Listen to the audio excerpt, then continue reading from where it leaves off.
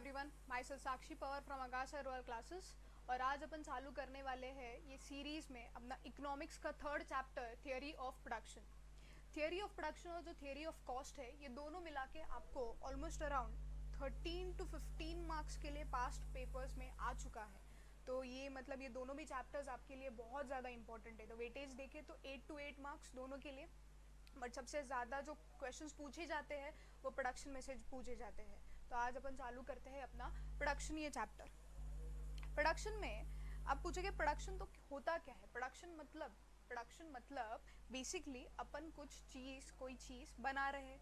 Production मतलब किसी चीज़ को बनाना। किसी चीज़ को बनाना मतलब क्या? To produce something. किसी चीज़ को बनाना मतलब किसी चीज़ को प्रोड्यूस करना। किसी चीज़ को बनाना मतलब किसी चीज़ को प्रोड्यूस करना। फॉर एग्जाम्पल यहाँ पे अपने पास है वीट, ठीक है, वीट है। वीट से मैंने क्या किया, वीट को उसको चक्की में पिसवा के उससे मैंने आटा बनवाया। आटे से क्या बना? आटे से फिर क्या बनी? चपाती बनी। तो यहाँ पे चपाती क्या थी मेरे लिए? चपाती क्या थी? आउटपुट। और ये जो वीट था ये मेरे लिए क्या था? इनपुट। चपाती को बनाने के लिए पहले मैंने वीट लिया, वीट को चक्की में पिसवा के उससे आटा बनवाया, और आटा बनने के बाद मैंने उससे चपाती बनाई। तो ये जो टोटल प्रोसेस मैंने फॉलो किया, एक एक्टिविटी परफॉर्म की, एक मैंने ये जो टोटल है ये क्या है? एक प्रकार की एक्टिविटी। ये एक्टिविटी के करने के वजह से मुझे एक आउटपुट मिला, बराबर। तो अपने को एक थोड़ा बहुत समझ में आता है प्रोडक्शन मतलब क्या। प्रोडक्शन मतलब कोई चीज़ को बनाना। कोई चीज़ को बनाना मतलब एक टर्म है मैन्युफैक्चरिंग। ये मैन्युफैक्चरिंग मतलब भी तो होता है किसी चीज़ को बनाना, हाँ। तो उसमें भी एक प्रकार की एक्टिविटी। यहाँ पे चपाती बनवाने के लिए मुझे कुछ वीट लगा, वीट से उससे आटा बनवाया गया, और आटे से क्या बना? फिर रोटी बनी। आटे से क्या बनी? फिर रोटी बनी।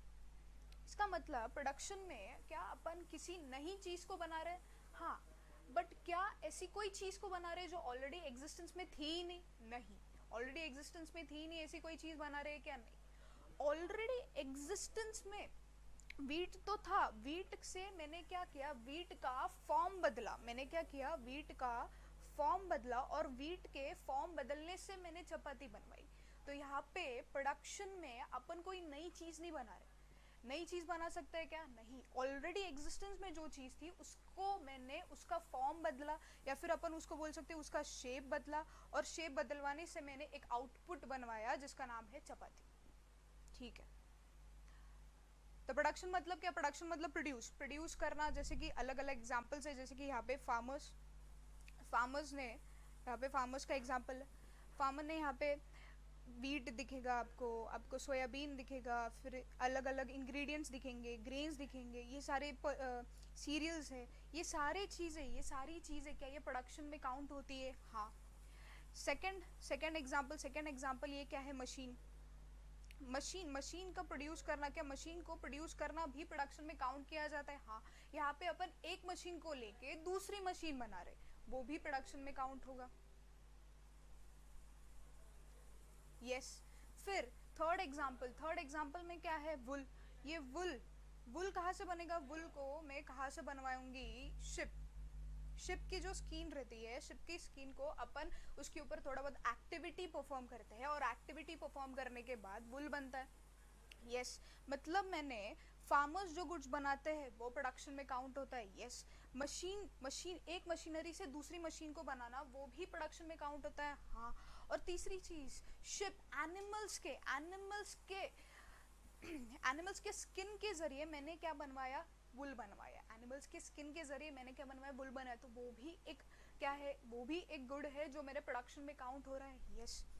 इसका मतलब एक चीज़ यहाँ पे पॉइंट आती है, मुझे कुछ तो एंड गोल चाहिए।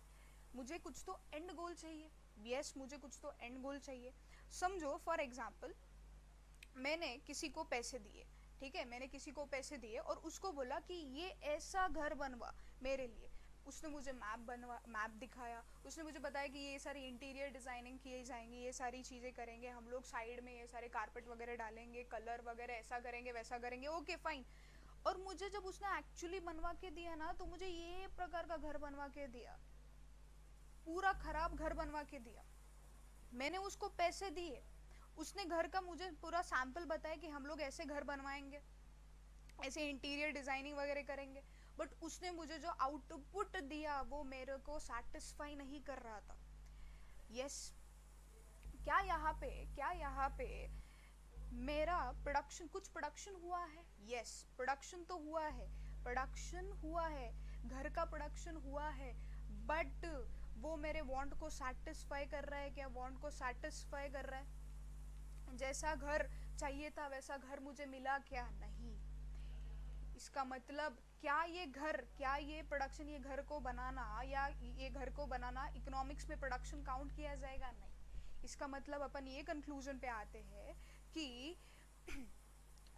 ठीक है, ये कंक्लूजन पे आने के पहले ये तो समझना चाहिए अपन ने कुछ इनपुट दिया था। क्या इनपुट दिया था? मैंने उनको पैसे दिए थे, यस। वो पैसे से उन्होंने क्या किया होगा? सीमेंट खरीदा होगा, ब्रिक्स खरीदे होंगे, स्टील खरीदा होगा और उस सैंड खरीदा होगा और उससे उन लोगों ने एक घर बनवाया।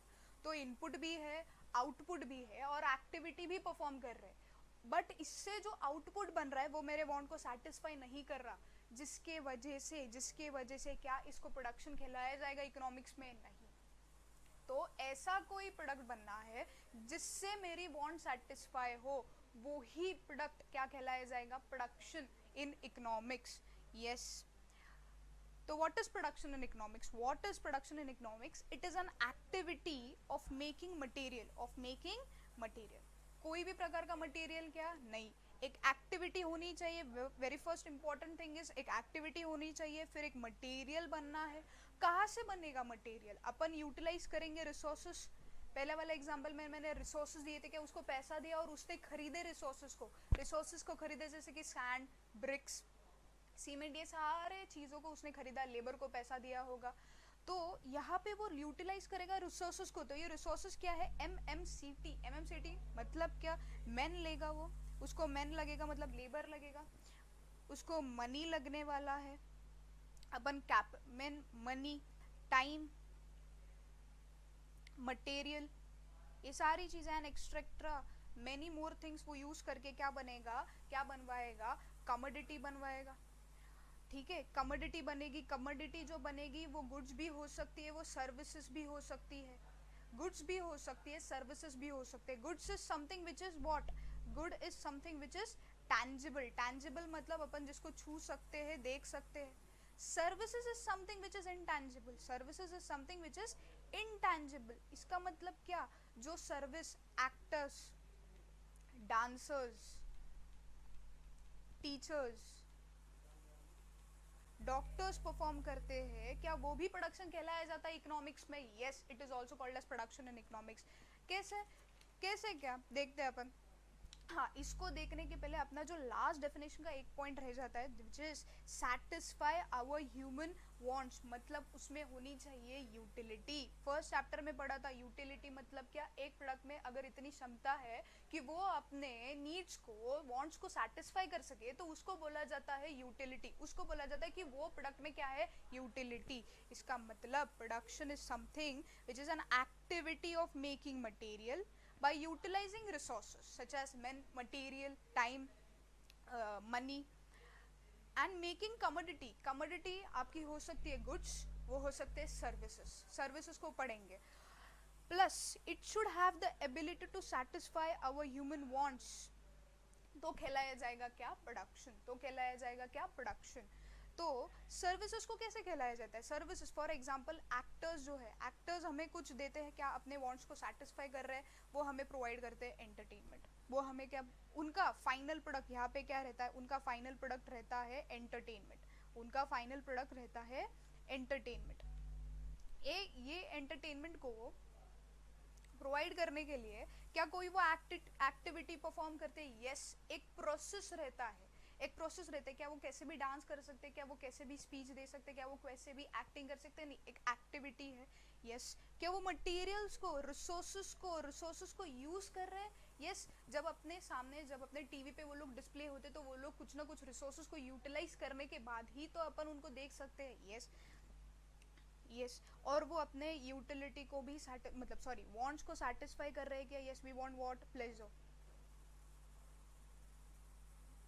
तो इस वजह से सर्विसेज को भी कहलाया जाता है प्रोडक्शन।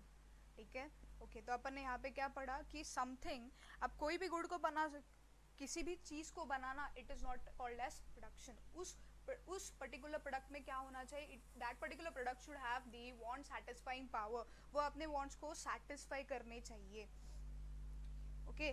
तो इसको कहलाया जाता है प्रोडक्शन इन इकोनॉमिक्स, ठीक है।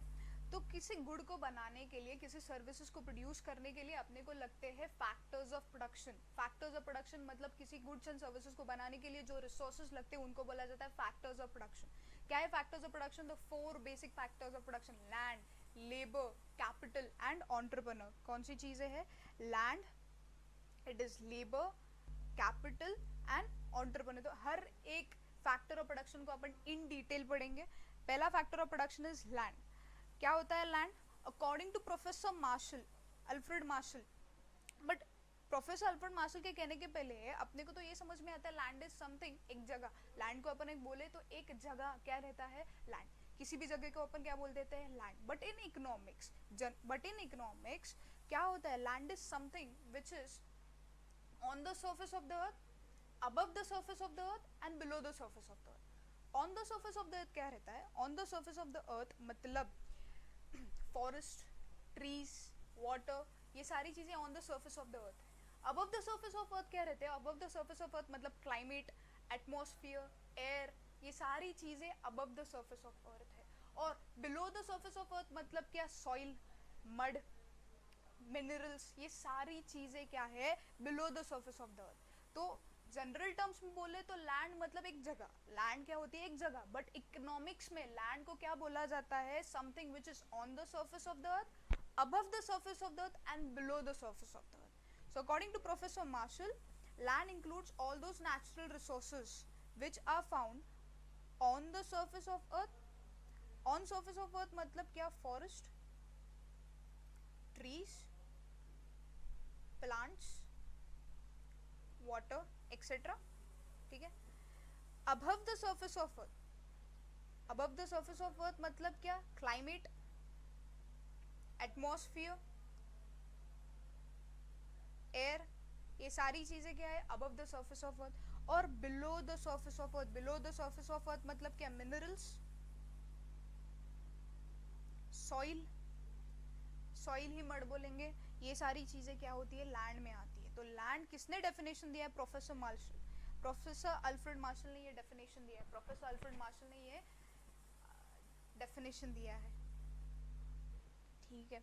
तो लैंड के फीचर्स क्या है? First of all, land is a free gift of nature. Land is what? Land is a free gift of nature. Free gift of nature मतलब क्या? अगर मैं बोलूं लैंड को जो है, it is nature's creation, it is nature's creation. Man made है क्या? Is it man made? No, it is called as free gift of nature. Free gift of nature क्यों बोला जाता है? अपन तो जब लैंड को खरीदते हैं तब तो पैसा देते हैं, बट ये पैसा अपन किसको पे करते हैं? ओनर को पे करते हैं। जो लैंड का ओनर को पे, जो लैंड का ओनर होता है उसको अपन पे करते हैं। बट क्या अपन नेचर को किसी प्रकार की पेमेंट कर रहे हैं? नहीं। तो it is called as free gift of nature. Land is indestructible. What do you mean by indestructible? Indestructible मतलब लैंड को कभी भी डिस्ट्रॉय नहीं किया जा सकता।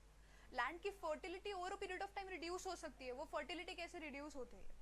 फॉर एग्जाम्पल, अगर कहीं पे एटॉमिक एक्सप्लोजन हुआ है या फिर न्यूक्लियर टेस्टिंग की जाती है, तो उस पर्टिकुलर एरिया का जो लैंड है उसकी फर्टिलिटी कम हो जाएगी, उसका यूजेज कम हो जाएगा, बट वो barren land, it will still exist, that piece of land will still exist, that is the reason it is called as indestructible, ठीक है। तो पहला चीज पढ़ा फ्री गिफ्ट ऑफ नेचर है। फ्री गिफ्ट ऑफ नेचर है मतलब किसने बनाया है? नेचर ने बनाया। क्या मैन मेड रिसोर्स है? नहीं।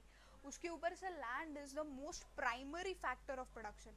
Why is it called as the primary? Primary मतलब क्या? एकदम फर्स्ट चीज हो रही थी वो लैंड। देखते हैं अपन लैंड क्या ठीक है, फर्स्ट चीज हो रही थी वो लैंड रहती है।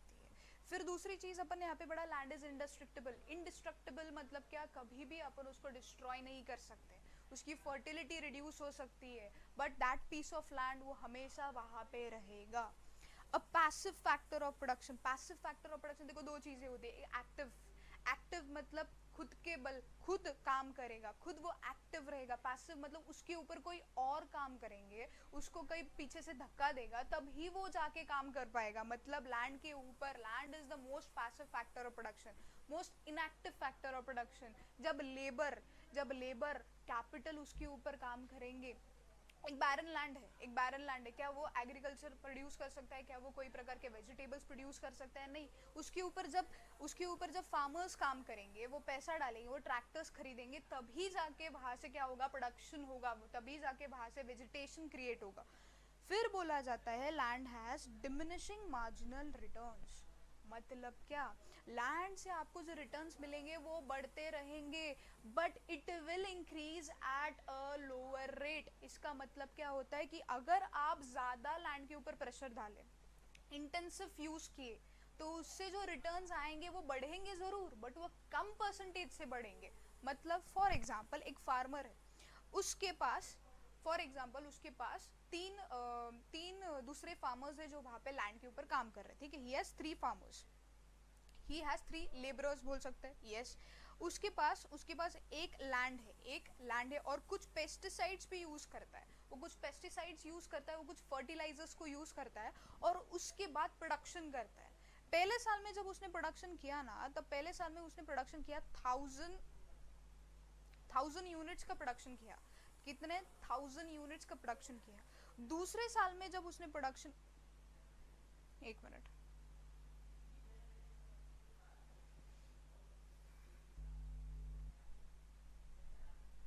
पहले साल में जब उसने प्रोडक्शन किया तब उसने 1000 यूनिट्स का प्रोडक्शन किया। दूसरे साल में जब उसने प्रोडक्शन किया ना, तब उसने 1500 यूनिट्स का प्रोडक्शन किया। तीसरे साल में 1800 का, और फोर्थ ईयर में 1900 का प्रोडक्शन किया। उसने इन्वेस्ट किया उसमें, उसने कैपिटल लगाया, उसने फार्मर्स को बढ़ाया। फिर क्या हुआ? 1000 प्रोडक्शन फर्स्ट ईयर में आया, फिर 1500 आया, 1800, फिर 1900। मतलब प्रोडक्शन तो बढ़ रहा है, बट पहले कितने से बढ़ा था? 500 से बढ़ा था। फिर कितने से बढ़ा? 300 से, और फिर तो 100 से ही बढ़ा। मतलब it is increasing, but it is increasing at a diminishing rate.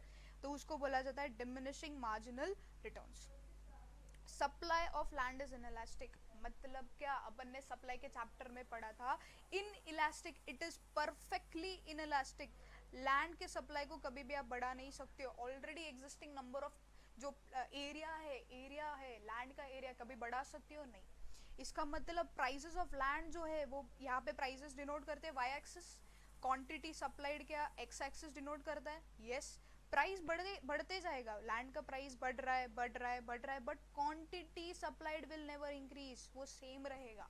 Number of plots जो रहते हैं वो बढ़ सकते हैं, बट क्या उससे क्वांटिटी सप्लाई बढ़ेगी? नहीं। इसके लिए उनको बोला जाता है परफेक्टली इनइलास्टिक। फिर it is heterogeneous factor. Heterogeneous factor मतलब क्या? एक जगह पे जो लैंड है और दूसरे जगह पे जो लैंड है, इट विल वेरी। मतलब समझो फॉर एग्जाम्पल जो लैंड इन सिटी एरिया में जो लैंड है, वहां पे समझो मुझे क्या चाहिए? मुझे ऑफिस को रन करने के लिए एक जगह चाहिए। मैंने सिटी में जाके इंक्वायरी की, जब सिटी में जाके इंक्वायरी की तब मुझे समझा कि सिटी में एक पर्टिकुलर ऑफिस की कीमत, एक पर्टिकुलर 1000 स्क्वायर फीट ऑफिस की कीमत इज 30,000 पर मंथ। वही मैंने विश्रांतवाड़ी के एरिया में चेक किया तो मुझे समझा कि 20,000 पर मंथ है। तो land depending upon the locality, उनका जो रिटर्न्स है वो भी अलग हो सकता है।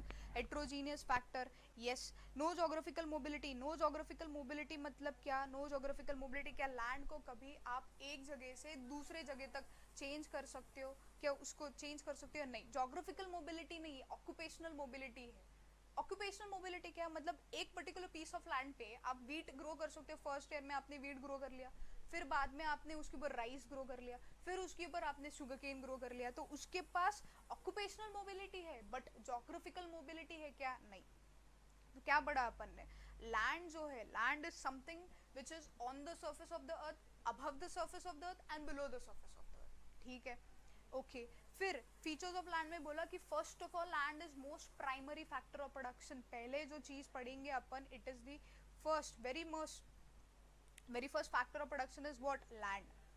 Land is a free gift of nature. भाई नेचर का क्रिएशन है, हमारा क्रिएशन है क्या? नहीं. मैन मेड क्रिएशन है क्या? नहीं. दूसरी चीज, इट इज इंडिस्ट्रक्टिबल. इंडिस्ट्रक्टिबल क्या हम लोग डिस्ट्रॉय कर सकते हैं? नहीं. फर्टिलिटी रिड्यूस हो सकते हैं, हम लोग डिस्ट्रॉय नहीं कर सकते. Passive factor of production. Passive मतलब क्या? जब दूसरे वर्कर्स, दो लेबर और कैपिटल उसके ऊपर काम करेगा तभी जाके लैंड से आउटपुट मिलेंगे, नहीं तो barren piece of land can not do anything on its own. Diminishing returns मतलब रिटर्न्स बढ़ेंगे but it will increase at a diminishing rate. Land is perfectly inelastic. Supply कैसा है? परफेक्टली इनएलास्टिक है. एक जगह पे जो लैंड है और दूसरे जगह पे जो लैंड है वो वैरी करेगी. फिर जोग्राफिकल मोबिलिटी है क्या? नहीं. ऑक्यूपेशनल मोबिलिटी है क्या? हाँ. तो ये हुआ अपना लैंड. ये क्या हुआ? लैंड. फिर अपन दूसरी चीज के ऊपर आते हैं which is second factor of production which is labour. Labour जो है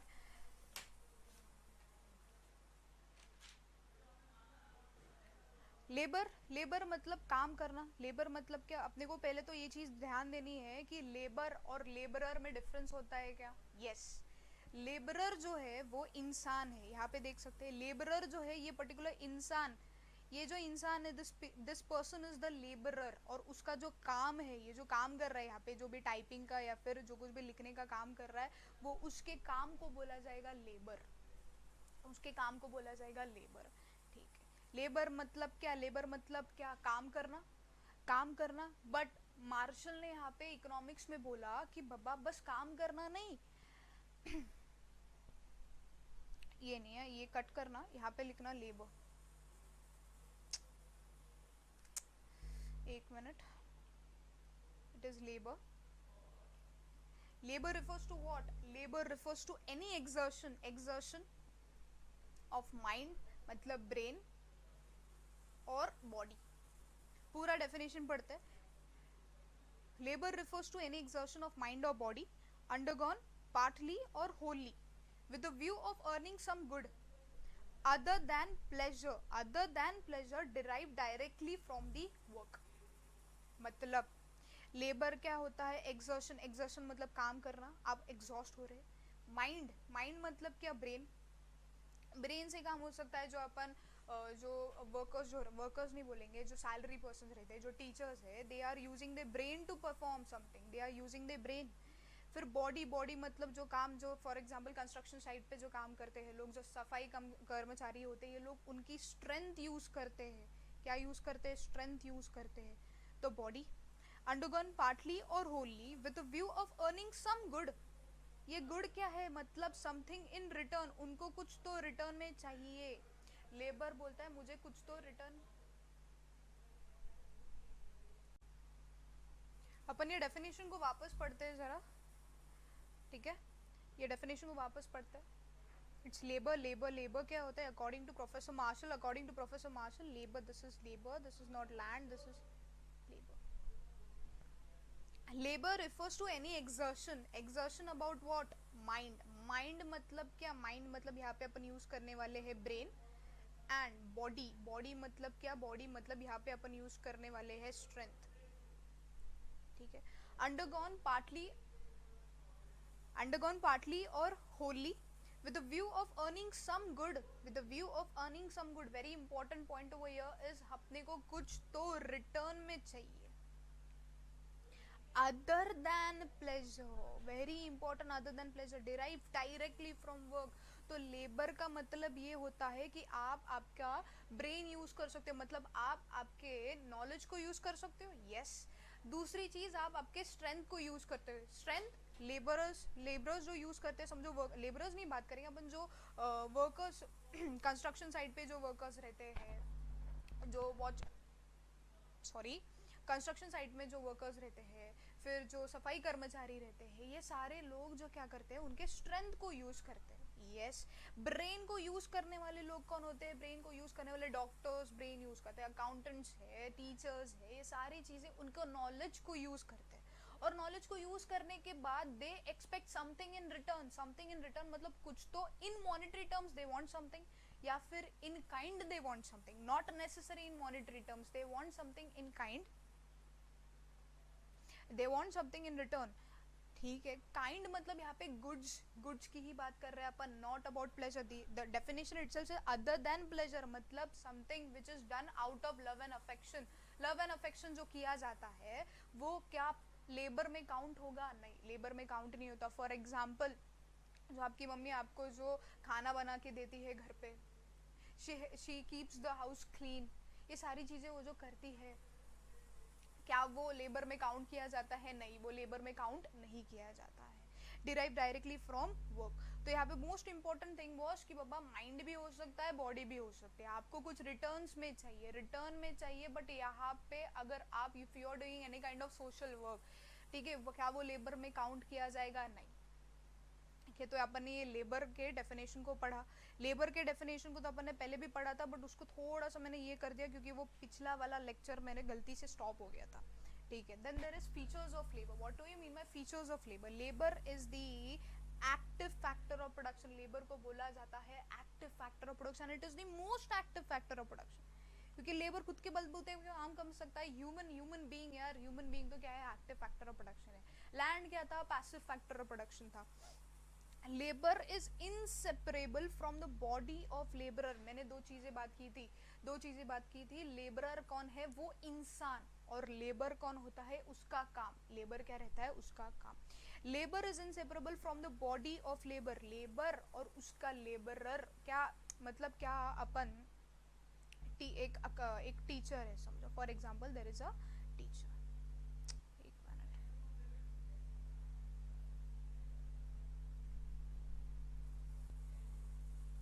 टीचर का एग्जाम्पल नहीं लेंगे अपन, यहाँ पे एक एग्जाम्पल लेते हैं, एक एक एक्टर का एग्जाम्पल लेते हैं। एक्टर क्या परफॉर्म करता है? एक्टर कुछ परफॉर्म करता है उसके स्किल्स को यूज करके, मतलब यहाँ पे वो क्या कर रहा है, उसके स्किल्स को, उसके नॉलेज को यूज करके वो डांस परफॉर्म करता है, वो स्किट परफॉर्म करता है। उसका लेबर क्या हुआ? ये हुआ उसका लेबर। जो वो डांस परफॉर्म करता है, वो स्किट परफॉर्म करता है, वो है उसका लेबर। क्या अभी उसके डांस को और वो इंसान को अपन सेपरेट कर सकते हैं? नहीं। अगर वो इंसान वहां पे रहेगा तभी जाके अपन काम कर सकते हैं। मतलब दूसरी एक चीज आती है कि बाबा labour is perishable in nature, मतलब अगर वो इंसान वहां पे रहेगा ही नहीं तो वो उसका काम कैसे कर पाएगा? एक काम? अभी यस, बिकॉज ऑफ टेक्नोलॉजी थोड़ी चीजें बदल रही है, जैसे कि ये लेक्चर्स आपको प्रोवाइड किए जा रहे हैं जो रिकॉर्डेड है और आप उसको मल्टीपल टाइम्स देख सकते हैं, कभी भी देख सकते हैं। तो अभी वो स्टोर, देखो पहले था कि स्टोर नहीं कर सकते, किसी लेबर को स्टोर नहीं कर सकते, कर सकते, आपके काम को स्टोर नहीं कर सकते, but over a period of time because of technology it is changing. Then there is bargaining power of labour is less. Bargaining power of labour क्या होती है? कम होती है। मतलब क्या? एक इंसान है, ठीक है, he works for 500 wage rate per day, ठीक है, 500 का वेज है उसका, एक दिन का 500 का वेज है। और वो जाता है उसके ओनर के पास और वो बॉस को बोलता है कि यार मुझे क्या चाहिए, 600 तो एटलीस्ट देना है यार, 500 से मेरा घर नहीं चलता, एटलीस्ट मुझे 600 तो दो। वो जाता है, तो भाई वो क्या बोलेगा, ओनर क्या बोलेगा, तुझे काम करना है तो कर। एम्प्लॉयर क्या बोलेगा, तुझे काम करना है तो कर, और फिर नहीं तो चले जा, मेरे पास बहुत सारे दूसरे लोग हैं जो 500 से कम पे भी काम करने के लिए रेडी है। इसका मतलब लेबर का बार्गेनिंग पावर क्या हुआ? कम हुआ। बट अगर मल्टीपल लेबर्स, बहुत सारे लेबर्स अगर एक साथ जा रहे हैं एम्प्लॉयर के पास as a by forming what, trade unions, तो उनकी बार्गेनिंग पावर बढ़ जाएगी। उनकी बार्गेनिंग पावर क्या होगी? बढ़ेगी। रिस्ट्रिक्टेड मोबिलिटी, देखो जो लैंड था, land was perfectly immobile factor of production, but labour की मोबिलिटी है, मतलब आप क्या कर सकते हो, यहाँ पे क्या होता है कि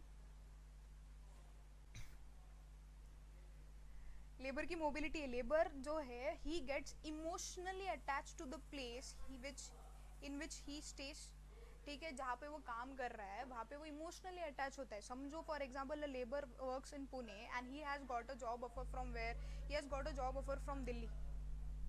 तो उसको अगर यहाँ का बिजनेस छोड़ के, यहाँ का काम छोड़ के दिल्ली में जाना है तो उसके लिए बहुत सारी चीज़ें, देखो यहाँ पे उसको समझो 10 लाख पर ईयर मिलता है, वहाँ पे उसको जॉब ऑफर की जा रही है 15 लाख पर ईयर की। बट ही विल से, आप सोचोगे, तो बंदा सोचेगा कि अगर मैं यहाँ पे रह रहा हूँ तो मुझे मेरे यहाँ पे मेरे फैमिली है, ठीक है, फैमिली है, एम्प्लॉयर में बोला कि बाबा मैं हम लोग तुम्हारे फैमिली का भी अरेंजमेंट वहाँ पे कर देंगे। बट दूसरी चीज़ होती है, ठीक है ये तो है, फिर दूसरी चीज़ होती है कि उसके बच्चे वहाँ पे एजुकेशन, उनके फ्रेंड्स वहाँ पे, उनके रिलेटिव्स वहाँ पे है। दिल्ली में जाएंगे तो नए लोग रहेंगे, नई जगह रहेंगी, तो उनके लिए एडजस्ट करना डिफिकल्ट है। He gets emotionally attach to the place where he stays, जिसकी वजह से उसको बोला जाता है रेस्ट्रिक्टेड मोबिलिटी। रेस्ट्रिक्टेड मोबिलिटी मतलब मोबाइल है, yes, if he think so. लोग बदलते हैं क्या? लोग एक जगह से दूसरी जगह जाते हैं क्या? यस दे गो, बट उनकी मोबिलिटी कैसी होती है? Restricted, it is restricted. Supply of labour, labour का सप्लाई अपन ने चैप्टर नंबर 2 में पढ़ा था कि सप्लाई ऑफ लेबर कैसा होता है। Supply curve of labour something like this, it is what, it is backward bending. ये अपन ने वहां पे इन डिटेल पढ़ा था। और दूसरी चीज लेबर का सप्लाई, ठीक है, लेबर का सप्लाई अगर अपन बात करें शॉर्ट रन में लेबर का सप्लाई कैसे रहेगा? शॉर्ट रन में लेबर का सप्लाई रहेगा इन इलास्टिक। आपको तुरंत लोगों की जरूरत है, बट लोग आएंगे क्या काम करने के लिए? इतने शॉर्ट नोटिस पे आ सकते हैं क्या? नहीं। बट लॉन्ग रन में अपन पढ़ेंगे तो लॉन्ग रन में आप आराम से लेबर्स को एम्प्लॉय कर सकते हैं, लेबर्स को हायर कर सकते हैं। You can find people to work for your job. तो अपन ने सप्लाई ऑफ लेबर देखा। सप्लाई ऑफ लेबर में पढ़ा कि बाबा शॉर्ट टर्म में जो सप्लाई ऑफ लेबर होता है that is inelastic, it is relatively inelastic. मिलना, काम के लिए मिलना, लोग मिलना इतना आसान नहीं रहता है। बट लॉन्ग रन है, आपको टाइम है, आपके पास टाइम अवेलेबल है, तो supply of labour becomes elastic. Then labour sells labour not himself. जो एम्प्लॉयर रहता है उसका हक किसके ऊपर है? उस पर्टिकुलर इंसान के काम के ऊपर हक रहता है। उस पर्टिकुलर इंसान के ऊपर हक है क्या? उसका नहीं। So labourer sells the labour not himself. ठीक, तो लेबर का पढ़ा। लेबर मतलब जो भी एक इंसान काम करता है और उसके बदले में वो कुछ रिटर्न्स सोचता है। ये रिटर्न्स जो सोचता है वो मॉनेटरी टर्म्स में हो सकता है,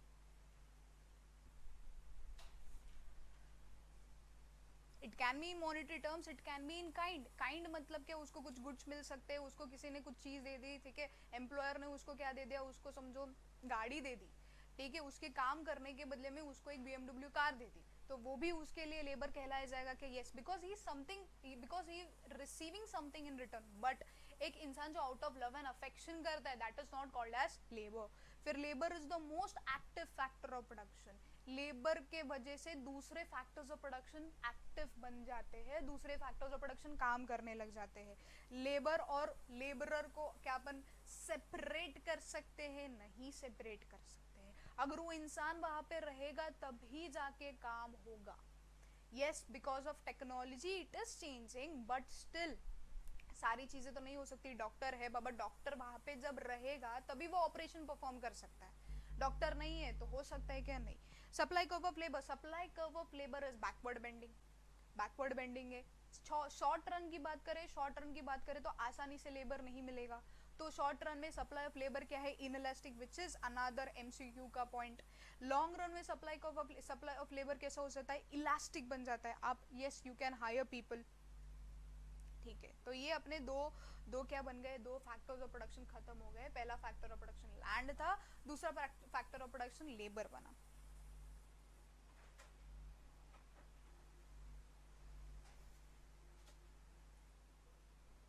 तो अभी तक अपन ने क्या पढ़ा? लैंड पढ़ा, लेबर पढ़ा।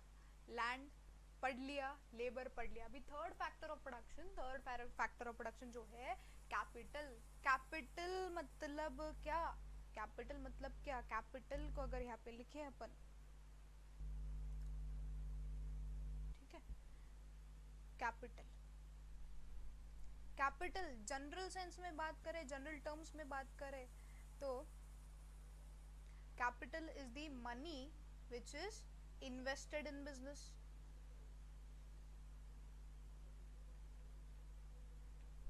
जो पैसा आप किसी से भी पूछोगे कैपिटल मतलब क्या, तो कैपिटल मतलब उसके हिसाब से जो पैसा आप बिजनेस में इन्वेस्ट करते हो वो कैपिटल है। बट इकोनॉमिक्स में कैपिटल को क्या बोला जाता है? इकोनॉमिक्स में कैपिटल को बोला जाता है, इकोनॉमिक्स में कैपिटल में क्या क्या चीजें आती है? कैपिटल में आता है पैसा, जो आपने बोला ना मनी, मनी जो आपने बिजनेस में इन्वेस्ट किया, यस मनी तो है। दूसरी चीज बिल्डिंग, तीसरी चीज मशीनरी, चौथी चीज tools, fifth raw material, sixth seventh and many more. मतलब कैपिटल वो चीज है, कैपिटल वो चीज है जो मुझे प्रोडक्शन में मदद करती है, प्रोडक्शन में मदद करती है। पैसा आपको आपको देखो, कैपिटल को अपन ने जनरल टर्म्स में पढ़ा, जनरल टर्म्स में मतलब क्या, मनी, ठीक है। जनरली आप किसी से भी पूछोगे तो कैपिटल उसके हिसाब से क्या होता है, पैसा। बट इकोनॉमिक्स के हिसाब से कैपिटल इज मनी, मतलब money is a part of capital, money is part of capital. अपन ने ये चीज कहीं पे और जगह पे पढ़ी थी, money is part of wealth, money is part of wealth. फिर अपन ने पढ़ा बिल्डिंग, बिल्डिंग भी आएगी, मशीनरी भी आएगी, टूल्स भी आएंगे, रॉ मटेरियल भी आएंगे, और हर एक चीज जो आएंगी जो आपको प्रोडक्शन में मदद करती है। मतलब कैपिटल को बोला जाता है, कैपिटल को क्या बोला जाता है, capital is produced means of production. Produced means of production क्यों बोला जाता है प्रोड्यूस मीन्स ऑफ प्रोडक्शन, क्योंकि ये चीज अपन ने बनाई है। मनी को अपन ने बनाया, बिल्डिंग को अपन ने बनाया, मशीनरी को अपन ने, टूल्स को अपन ने बनाया। It is a produce means of production, it is not it is not nature's creation, ठीक है। तो कैपिटल को समझ लिया, यस। क्योंकि हर एक चीज देखो, लैंड जो है जनरल टर्म्स में अपन कुछ और बोलते हैं, इकोनॉमिक्स में उसका कुछ अलग मीनिंग है, तो एमसीक्यू के आने के चांसेस बहुत ज्यादा है। फिर अपन यहाँ पे आते हैं, कैपिटल, कैपिटल के फीचर्स क्या है। पहला फीचर उन लोगों ने बोला है पैसिव फैक्टर ऑफ प्रोडक्शन। एक पढ़ा था, कौन सा पढ़ा था, लैंड। लैंड भी पैसिव फैक्टर ऑफ प्रोडक्शन है, खुद के बल के ऊपर काम नहीं कर पाता है, उसके ऊपर कोई और जब काम करता है तभी जाके वो एक्टिव बनता है। उसी के प्रकार कैपिटल, पैसा पड़े पड़े आपके तिजोरी में पैसा पड़ा है, आपके बैंक में पैसा पड़ा है, क्या वो खुद के बल पे ऊपर काम कर सकता है, नहीं। It is passive factor of production. दूसरी चीज, it has total mobility. Total mobility मतलब अपन ने दो प्रकार की मोबिलिटी पढ़ी थी, जोग्राफिकल मोबिलिटी मतलब एक जगह से दूसरे जगह तक, और दूसरी मोबिलिटी जो अपन ने पढ़ी थी, अटक रहा है,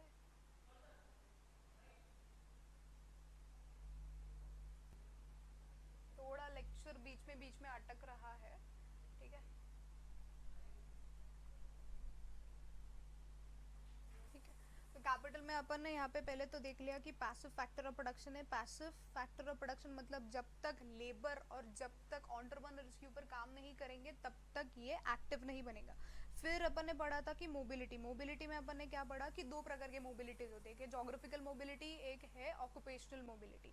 जोग्राफिकल मोबिलिटी मतलब एक जगह से दूसरी जगह तक अपन लेके जा सकते हैं, क्या, यस। कैपिटल को समझो मनी, मनी को अपन एक जगह से दूसरी जगह पे लेके जा सकते हैं, yes, it is perfectly mobile. दूसरी चीज क्या, उसमें ऑक्यूपेशनल मोबिलिटी होते हैं, हाँ ऑक्यूपेशनल मोबिलिटी भी तो होती है। एक बिजनेस में आपका जो इन्वेस्टेड पैसा है, एक बिजनेस में जो मशीनरी है, वो मशीनरी वहां पे से लेके अपन दूसरे बिजनेस में लेके जा सकते हैं, कर सकते हैं क्या, हाँ कर सकते हैं। एक बिल्डिंग, एक पर्टिकुलर फैक्ट्री, एक समझो पर्टिकुलर फैक्ट्री में अपन शर्ट्स बनाने के, अभी मुझे वो फैक्ट्री में मुझे क्या करना है, मुझे स्टेशनरी प्रोडक्ट्स बनाने हैं, मतलब बुक्स बनाने, क्या वो फैक्ट्री में यूज कर सकती, हाँ यूज, मतलब वो जगह यूज कर सकती, यस यूज कर सकती। इसलिए उसको टोटल मोबिलिटी बोला गया है, जोग्राफिकल भी और ऑक्यूपेशनल भी। It is a man made factor of production, लोगों ने बनाया है। Land was nature's creation, it was not man made, but capital क्या है, man made factor of production. आगे पढ़ेंगे तो लोग का है कि बाबा ऑल कैपिटल इज वेल्थ, हर एक कैपिटल वेल्थ है। चैप्टर नंबर 1 में अपन ने वेल्थ का डेफिनेशन पढ़ा था, जिसमें अपन ने पढ़ा कि wealth includes what all things, wealth में क्या क्या चीजें आती है। यहाँ पे वेल्थ में चीजें आती है, wealth includes money, it includes building, it includes machineries,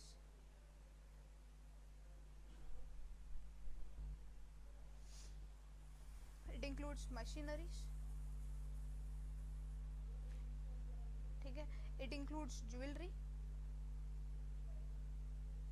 it includes goodwill, knowledge,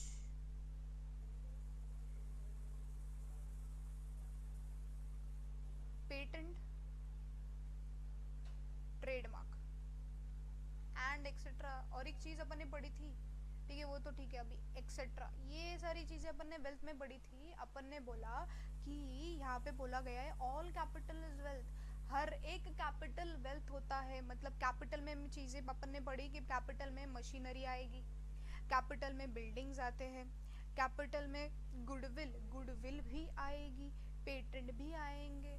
but मेरा क्या ज्वेलरी यूज हो सकती है कैपिटल में? क्या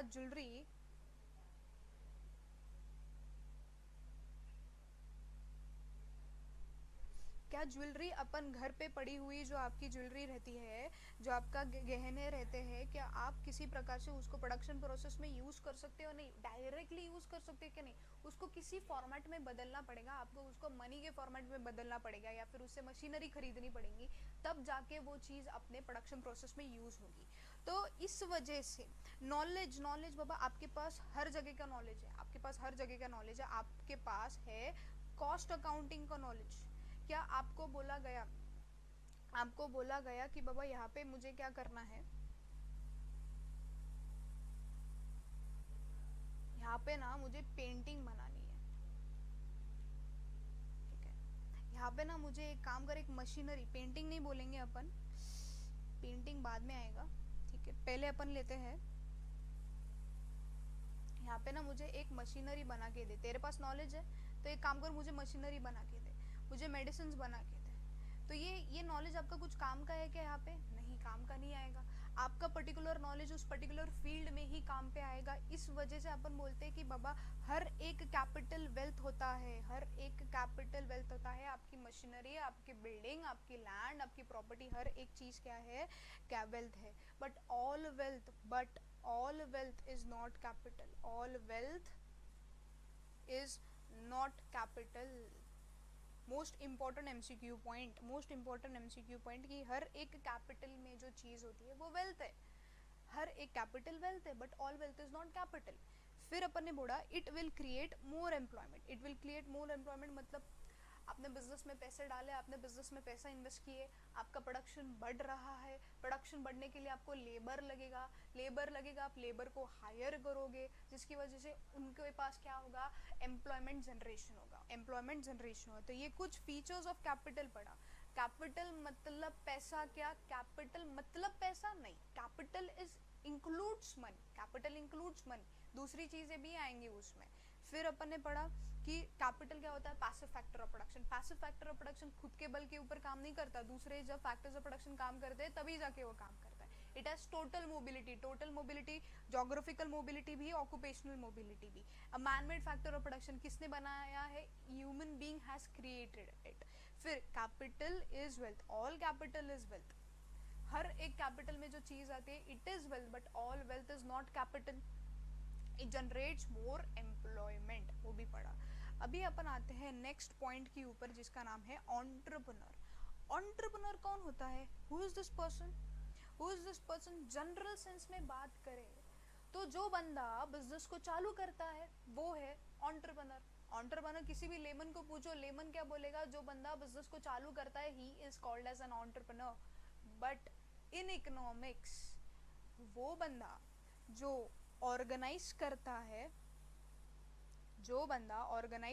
है, कोऑर्डिनेट करता है, सुपरवाइज करता है। सुपरवाइज क्या करता है? फैक्टर्स ऑफ प्रोडक्शन को, मतलब ऑर्गेनाइज करना मतलब फैक्टर्स ऑफ प्रोडक्शन को एक साथ लाना, लेबर को लाना, कैपिटल लाना। मतलब आपको मैन पावर की जरूरत रहेगी, ठीक है, आप बिजनेस चालू करेंगे, आपको मैन पावर जरूरत है, आपको पैसा इन्वेस्ट करने के लिए जरूरत है, ठीक है, लैंड खरीदने के लिए आपको पैसा लगेगा, लेबर को पेमेंट करने के लिए आपको पैसा लगेगा। फिर ये सारे रिसोर्सेज को एक साथ लाओगे, ये सारे रिसोर्सेज को, ये फैक्टर्स ऑफ प्रोडक्शन को एक साथ लाओगे, फिर इन लोगों को कोऑर्डिनेट करोगे। मतलब पर्टिकुलर समझो आप फार्मिंग के बिजनेस में हो, फार्मिंग के बिजनेस में हो तो आपके पास क्या है, लैंड रहेगी। लैंड में आप क्या लगाओगे, लैंड के ऊपर you will hire what farmers, farmers को हायर करोगे तो उनको फार्मर्स को हायर करोगे, फार्मर्स को क्या करके दोगे, उनको ट्रैक्टर्स ला के दोगे, उनको जो कुछ भी चीज़ें लगती है प्रोडक्शन प्रोसेस के लिए वो चीज़ें ला के दोगे। मतलब आप इन फैक्टर्स ऑफ प्रोडक्शन को कोऑर्डिनेट करने वाले हो। फिर ये जो प्रोसेस है उसके हिसाब से काम करते हैं कि नहीं, इसका देखने की भी जिम्मेदारी किसकी रहती है, एंटरप्रेन्योर की। He is also called as what? He is called as the captain of ship. He is also called as what? He is called as the captain of ship. Captain of ship, इसके बस के ऊपर ही सब कुछ चलता है, ये जैसे बोलेगा वैसा ही चलेगा वो बंदा। ठीक है, तो मोस्ट इंपॉर्टेंट एमसीक्यू था, दो एमसीक्यू मुझे मिल गए। पहला एमसीक्यू मैंने क्या बोला, the person who organises, coordinates and supervises factors of production is called as what? entrepreneur. entrepreneur एक लीडर होता है, लीडर की जरूरत होती है किसी भी ऑर्गेनाइजेशन के लिए, लीडर की जरूरत होती है जिसके बेसिस के ऊपर, जिसके हिसाब से ऑर्गेनाइजेशन काम करने वाला है। दूसरी चीज, इसलिए उसको कैप्टन ऑफ शिप भी बोलता है। ये बंदा हर एक रिस्क, हर जो भी रिस्क होती है ऑफ व्हाट, लॉसेस के रिलेशन में जो भी रिस्क होती है, यही बंदा उसको क्या लेता है। So what are the features of entrepreneur? Entrepreneur का पहला फीचर है जो बिजनेस चालू करता है, the person who initiates the business, he is called as an entrepreneur. He takes all the decisions, he makes all the decisions, हर एक decision इसी का रहता है। ऑर्गेनाइजेशन का बढ़ने के पीछे का राज, मतलब हर एक डिसीजन मतलब नया बनाना है प्रोडक्ट, न्यू प्रोडक्ट बनाना है, कोई इनोवेटिव प्रोडक्ट बनाना है, नए मार्केट में घुसना है, कौन सी मार्केटिंग स्ट्रैटेजी यूज करनी है, एडवर्टाइजिंग स्ट्रैटेजी क्या यूज करनी है, ये सारे डिसीजन उसके ही रहते हैं। मतलब बड़े से बड़ा डिसीजन भी इसका, छोटे से छोटा डिसीजन भी इसका। फिर ये चूज करता है टेक्नोलॉजी को चूज करना मतलब क्या होता है कि कौन सी टेक्नोलॉजी उसने यूज करनी है, क्या नए टेक्नोलॉजी के हिसाब से काम करना है कि जूनी टेक्नोलॉजी के हिसाब से काम करना है। He is the person who needs to be updated to the new trends, नए ट्रेंड्स के साथ उसको अपडेटेड रहना है। मतलब he must be up to date. If he is not up to date, अगर उसको मार्केट में क्या चीज़ें चल रही है उसको पता ही नहीं है, तो वो बिजनेस को ग्रो कर सकता है क्या, नहीं। फिर बोला इनोवेशन, मैंने बोला ना trends, he must know the trends, he needs to be up to date, he needs to be up to date, क्या चल रहा है मार्केट में, नए प्रोडक्ट्स लाना, प्रोडक्ट में चेंजेस लाना, ये सारी चीज़ें एंटरप्रेन्योर करता है। तो मतलब एंटरप्रेन्योर वो बंदा रहता है जो बिजनेस को चलाता है, जो बिजनेस को चलाता है, ऑर्गेनाइज करता है, रिसोर्सेज को एक साथ लाता है, फिर एक रिसोर्स को दूसरे रिसोर्सेज के साथ कोऑर्डिनेट करता है, फिर वो अच्छे से परफॉर्म कर रहे कि नहीं ये भी देखता है। ये हर एक डिसीजन लेता है, बिजनेस का हर एक डिसीजन किसका रहता है, एंटरप्रेन्योर का रहता है, छोटे से छोटा, बड़े से बड़ा, ये हर एक लॉस उसका ही रहता है। ठीक है, देखो लैंड का जो ओनर है उसको आप क्या पे करोगे, लैंड के ओनर को पे करोगे रेंट। कुछ भी हो, लॉसेस हो या प्रॉफिट हो, आपको रेंट तो पे करना है। यस, लेबर है, लेबर वहाँ पे काम करेंगे, उनको वेजेस जाएंगे, उनको सैलरीज जाएंगे, लेबर को वेजेस सैलरीज देने ही पड़ेंगी। यस, उनका कुछ लॉस नहीं होगा। ठीक है, कैपिटल के ऊपर इंटरेस्ट जाएगा। और एंटरप्रेन्योर जो है, एंटरप्रेन्योर भाई, ऑर्गेनाइजेशन का जितना भी सेल हुआ 100 रुपये, ठीक है, 10 लाख रुपए का सेल हुआ, 11 लाख रुपए का खर्चा हुआ, 1 लाख रुपए का लॉस, ये कौन बेयर करेगा, ये बस एंटरप्रेन्योर ही बेयर करने वाला, कोई दूसरा इंसान बेयर करेगा क्या इसको, नहीं। ये बन गया मेरा एंटरप्रेन्योर। तो मतलब मैंने चारों के चारों अपन ने क्या कर लिए, चारों के चारों अपन ने फैक्टर्स ऑफ प्रोडक्शन कवर कर लिए। फैक्टर्स ऑफ प्रोडक्शन में पहला फैक्टर ऑफ प्रोडक्शन था लैंड, दूसरा फैक्टर ऑफ प्रोडक्शन था लेबर, तीसरा फैक्टर ऑफ प्रोडक्शन था कैपिटल, और फिर एंटरप्रेन्योर। ये थोड़ा सा ये जो वीडियो है ज़्यादा अटक रहा है, ठीक है, एक बार मैं पॉज करके इसको वापस एक बार चालू करते फिर देखते हैं अपन। तो अपन ने प्रोडक्शन को समझ लिया, फैक्टर्स ऑफ प्रोडक्शन को समझ लिया, कौन सी ऐसी चीज़ें जो आपको ज़रूरत पड़ती है किसी चीज़ को बनाने के लिए। वेरी फर्स्ट अपन ने एक एग्जांपल लिया था किसका, चपाती का एग्जांपल लिया था, रोटी का एग्जांपल लिया था, जहाँ पे आप व्हीट को यूज़ करके चपाती बना रहे हो। तो उस केस में वीट को यूज करके चपाती बना रही हो, तो वीट मेरा क्या था, वीट जो था ना, वीट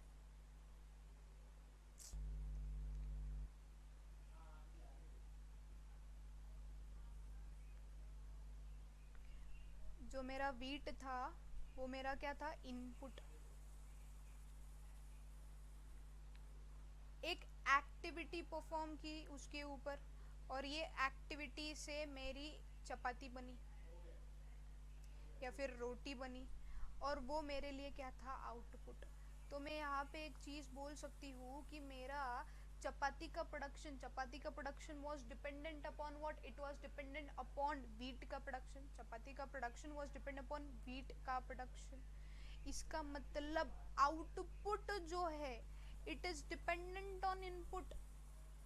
चपाती को बनाने के लिए मुझे वीट लगा, मतलब मेरा आउटपुट जो था वो इनपुट के ऊपर डिपेंडेंट है। तो इनपुट इज इंडिपेंडेंट, इसका मतलब इनपुट क्या है, इंडिपेंडेंट है, और आउटपुट क्या है, डिपेंडेंट है। इससे मुझे एक फंक्शन में लिख सकती, एक फंक्शन को लिख सकती कि बाबा quantity of output is function of quantity of input. Quantity of output is a function of quantity of input, मतलब इनपुट डिपेंड्स अपॉन आउटपुट। जैसे अपन ने एक चीज पढ़ी थी, demand is a function of price, मतलब the amount of quantity demanded depends upon the price of that commodity। उसी के तरह amount of output depends upon, मतलब quantity of output depends upon the input। yes, तो ये रहा अपना, ये जो है ना quantity of output is a function of quantity of input, यही अपना प्रोडक्शन फंक्शन है जो बोलता है, जो किसके बीच में रिलेशनशिप बताता है, वो रिलेशनशिप बताता है इनपुट और आउटपुट के बीच में, इनपुट एंड आउटपुट के बीच में रिलेशनशिप बताता है। इनपुट एंड आउटपुट के बीच में रिलेशनशिप कौन बताता है, production function. Very important MCQs, ये एक एमसीक्यू है, ये एक एमसीक्यू है कि कौन सी चीज किसके ऊपर डिपेंडेंट है, ये भी आपको पूछा जा सकता है। तो अपन ने प्रोडक्शन फंक्शन समझ लिया, प्रोडक्शन फंक्शन इनपुट और आउटपुट के बीच में रिलेशनशिप बताता है। वो बोलता है कि बाबा एक आउटपुट का प्रोड्यूस करना उसके इनपुट्स के ऊपर डिपेंड करेगा, ठीक है। फिर अपन आते हैं दो चीजें, एक है फिक्स्ड फैक्टर, दूसरा है variable factors. Fixed factors directly, for example fixed factors क्या रहते हैं, फिक्स्ड फैक्टर्स है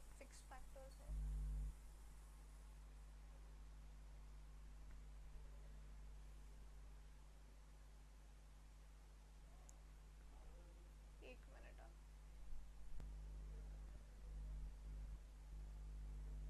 ठीक है।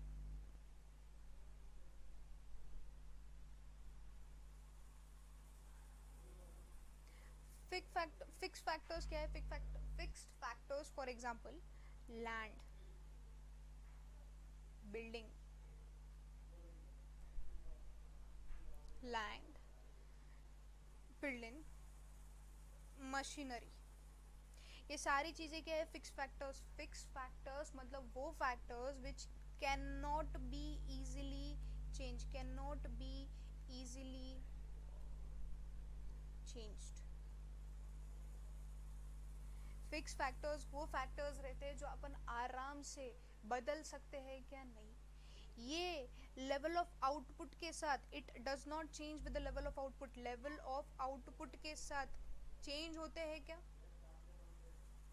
नहीं। लेवल ऑफ आउटपुट के साथ चेंज होंगे क्या, ये नहीं, लेवल ऑफ आउटपुट के साथ चेंज नहीं होते। यस, फिक्स फैक्टर्स मतलब वो फैक्टर्स जो आसानी से बदलते नहीं है, और वो फैक्टर्स जो लेवल ऑफ आउटपुट के साथ बदलते नहीं है। मतलब लेवल ऑफ आउटपुट मतलब क्या, प्रोडक्शन ना, आप पहले 100,000 शर्ट्स बनाने के, अभी आपके 1000 शर्ट्स बनाने के, तो लैंड आपको ज्यादा लगने वाली क्या, नहीं, उसी पर्टिकुलर फैक्ट्री में बढ़ाओगे। Building, land and building. फिर दूसरी चीज होती है fixed factor, fixed cost. Fixed cost भी देखेंगे अपन बाद में जाके, जो है रेंट। जस्ट बिकॉज आपका प्रोडक्शन बढ़ रहा है तो आपको रेंट ज्यादा पे करने की जरूरत है क्या, नहीं। अगर आपका प्रोडक्शन कम हो रहा है, पहले आप 1000 शर्ट्स बनाने के, अभी आप 100 शर्ट्स बनाने के, ठीक है, 100 आ गया वो, और अभी आप 20 शर्ट्स बनाते हो, कोविड के वजह से आप ज़्यादा प्रोडक्शन होता ही नहीं, 20 ही शर्ट्स बनाते हो, तो क्या सामने वाला आपसे बोलेगा कि बाबा तेरा प्रोडक्शन ज़्यादा नहीं है तो आप तो अभी तो रेंट कम कर दे? नहीं, ऐसा कोई बोलने वाला नहीं है। इसके वजह से उसको बोला जाता है फिक्स्ड फैक्टर। अभी मैंने यहाँ पे कॉस्ट ला दिया, बट कॉस्ट को ध्यान मत रखना, कॉस्ट अपन नेक्स्ट चैप्टर में पढ़ने वाले हैं, तो इसको मैं अभी ये कर रही। Major focus on land, fix factor है, ठीक है। आसानी से आप बदल सकते हो क्या? नहीं, it can not be change easily. देखो, आसानी से बदल नहीं सकते, आपको बदलना है तो आप in long period of time आप बदल सकते हो। इन longer period of time you can change, but in shorter period of time you can not change it. फिर वेरिएबल फैक्टर्स जो होते हैं वो आप इजीली चेंज कर सकते हो। वेरिएबल फैक्टर्स वो फैक्टर्स जो इजीली चेंज होते हैं, एग्जैक्ट ऑपोजिट जो लेवल ऑफ आउटपुट के साथ क्या होते हैं? चेंज होते हैं। जो लेवल ऑफ आउटपुट के साथ क्या होते हैं? चेंज हो सकते हैं। फॉर एग्जांपल वेरिएबल फैक्टर्स जैसे कि रॉ मटेरियल, कैपिटल। आपको आपको आपका प्रोडक्शन बढ़ाना है, उसके लिए रॉ मटेरियल लगेगा। आसानी से आप उसको जाके खरीद सकते हो। कैपिटल मतलब क्या? कैपिटल मतलब यहाँ पे कैपिटल को मतलब मेरे को बोलना है मनी, इन शॉर्ट मनी, ठीक है।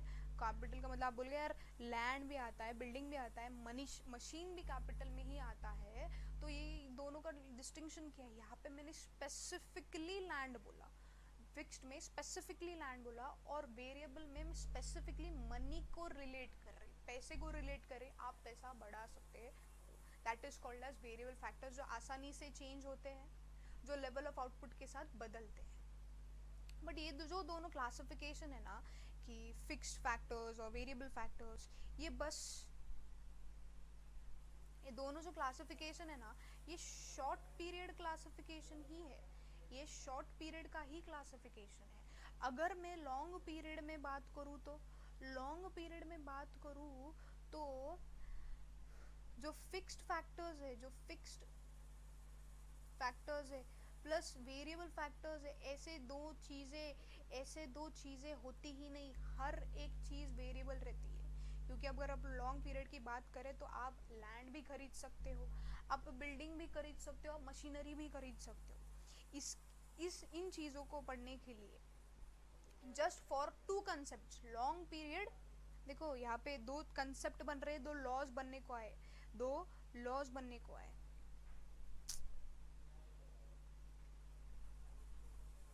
शॉर्ट पीरियड लॉ और एक है लॉन्ग पीरियड लॉ।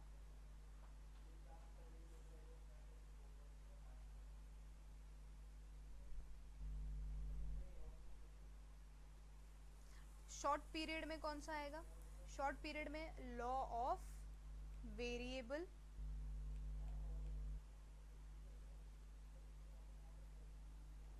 प्रोपोर्शन, और लॉन्ग पीरियड में लॉ कौन सा है? Law of returns to scale, ठीक है। तो मैंने यहाँ पे दो चीजें पढ़ी, इसको मैं छोटा कर देती। क्या पढ़ा मैंने? फिक्स फैक्टर्स पढ़े। फिक्स फैक्टर्स मतलब कौन से फैक्टर्स? फिक्स फैक्टर्स मतलब वो फैक्टर्स जो अपन आसानी से बदल नहीं सकते। वेरिएबल फैक्टर्स मतलब वो फैक्टर्स जो अपन आसानी से बदल सकते हैं। Fix factors level of output के साथ बदलते नहीं, variable factors level of output के साथ बदलेंगे। जस्ट फॉर देखो, ये दोनों जो क्लासिफिकेशन है ये शॉर्ट पीरियड में ही होगा। लॉन्ग पीरियड में हर एक factor of production can be varied, it can be varied. जो शॉर्ट पीरियड का जो लॉ है उसको बोला जाता है लॉ ऑफ वेरिएबल प्रोपोर्शन, जो इसके बाद का नेक्स्ट वाला टॉपिक पढ़ेंगे। लॉ और लॉन्ग पीरियड में अपन बात करने वाले law of returns to scale, ठीक है। अभी अपन आते हैं टाइप्स ऑफ प्रोडक्ट के बारे में। टाइप्स ऑफ प्रोडक्ट्स,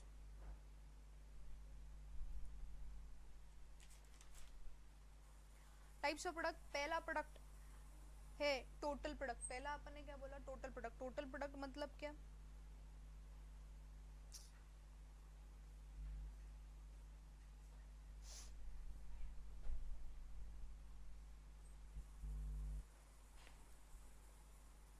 ठीक है, टाइप्स ऑफ प्रोडक्ट के ऊपर आते हैं। पहला उसने बोला है टोटल प्रोडक्ट। टोटल प्रोडक्ट मतलब टोटल क्वांटिटी प्रोड्यूस्ड, एक समय, एक पर्टिकुलर पीरियड ऑफ टाइम में आप जितनी क्वांटिटी प्रोड्यूस कर रहे हो उसको बोला जाता है टोटल प्रोडक्ट। एवरेज प्रोडक्ट मतलब क्या, या फिर आप टोटल प्रोडक्ट को और एक चीज बोली जाती है, टोटल प्रोडक्ट को और एक चीज क्या बोली जाती है, टोटल प्रोडक्ट मतलब जो क्वांटिटी आप प्रोड्यूस करते हो bye given variable factors of production, bye given variable factors of production.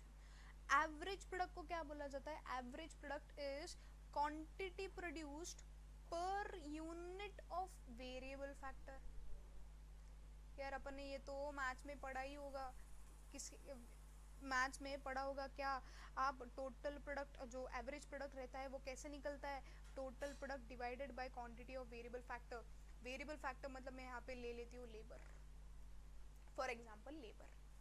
कैसे निकालेंगे एवरेज, कैसे निकाला जाता है, total product sorry total quantities upon the number of units, ऐसे अपन एवरेज निकालते हैं।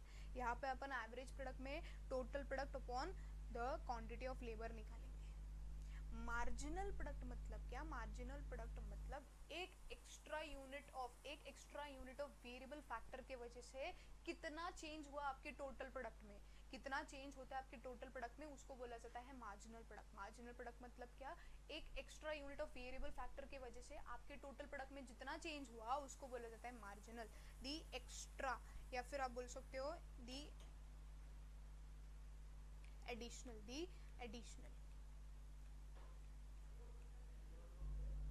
ठीक है, तो अपन यहाँ पे टाइप्स ऑफ प्रोडक्ट कर लिए। टाइप्स ऑफ प्रोडक्ट में टोटल प्रोडक्ट मतलब total quantity produce, average product मतलब क्या, quantity per unit of variable factor. इसका फॉर्मूला देखा, हाँ दूसरे का फॉर्मूला नहीं देखा ना अपन ने, total product upon labour, quantity of labour. और मार्जिनल प्रोडक्ट मतलब क्या है, TPN लेस TPN माइनस 1। ये कुछ सुना अपने को फॉर्मूला लगता है, सुना फॉर्मूला है, यूटिलिटी में पढ़ा हुआ है, यूटिलिटी में पढ़ा था। मार्जिनल यूटिलिटी मतलब क्या, उसमें भी अपन ने पढ़ा था TUN लेस TUN माइनस 1 मतलब nth term less n minus 1th term. पिछले यूनिट तक कितना प्रोडक्शन था और अभी कितना प्रोडक्शन हुआ है, उन दोनों में कितना भी डिफरेंस क्वांटिटी है, that is called as marginal product.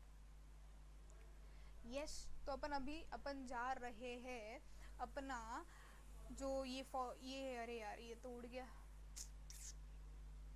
नहीं है, ठीक है। पहले लॉ के ऊपर आ रहे हैं, यहाँ पे लॉ का नाम ही नहीं लिखा गया, लॉ ऑफ वेरिएबल प्रोपोर्शंस। अभी तक अपन ने बहुत थेरी कर दी, अभी अपन आ रहे हैं एक्चुअल कंटेंट के ऊपर। ये जो थेरी है वो तो इजी थी, लैंड क्या है, लेबर क्या है, कैपिटल क्या है, एंटरप्रेन्योर क्या है, बट अपन अभी actual content of a topic, actual part of a topic, almost around 1 घंटे से ज्यादा पीरियड ऑफ टाइम के बाद अपन एक्चुअल क्या बोलता है, एक्चुअल चैप्टर के ऊपर आ रहे हैं। ये जो चैप्टर है, ठीक है, वो जो मेन क्रक्स है उसका 2 laws, law of variable proportion. First law of variable proportion किस लिए है, शॉर्ट रन में, मेरी हैंडराइटिंग, शॉर्ट रन लॉ है ये, ठीक है। लॉ ऑफ वेरिएबल प्रोपोर्शन कैसा वाला लॉ है, law of variable proportion is a short run law. Law of variable proportion आपको बताता है, इट एक्सप्लेन्स, एक काम करते हैं अपन, लॉ ऑफ वेरिएबल प्रोपोर्शन का जो डेफिनेशन है वो एंड में पढ़ते हैं, अपन पूरा शेड्यूल को समझते हैं, शेड्यूल से। Hello students, I am Akash Agrawal from Akash Agarwal classes. I hope so अभी जो आकाश अग्रवाल क्लासेस की तरफ से जो संजीवनी ब्यूटी सीरीज चल रही है for CMA foundation students and CMA intermediate students, वो आपके बहुत मदद में आ रही है आपके लिए। It's been very useful for you all. बहुत आपको एंजॉय भी कर रहे हो और बहुत आपके मदद में आ रही है।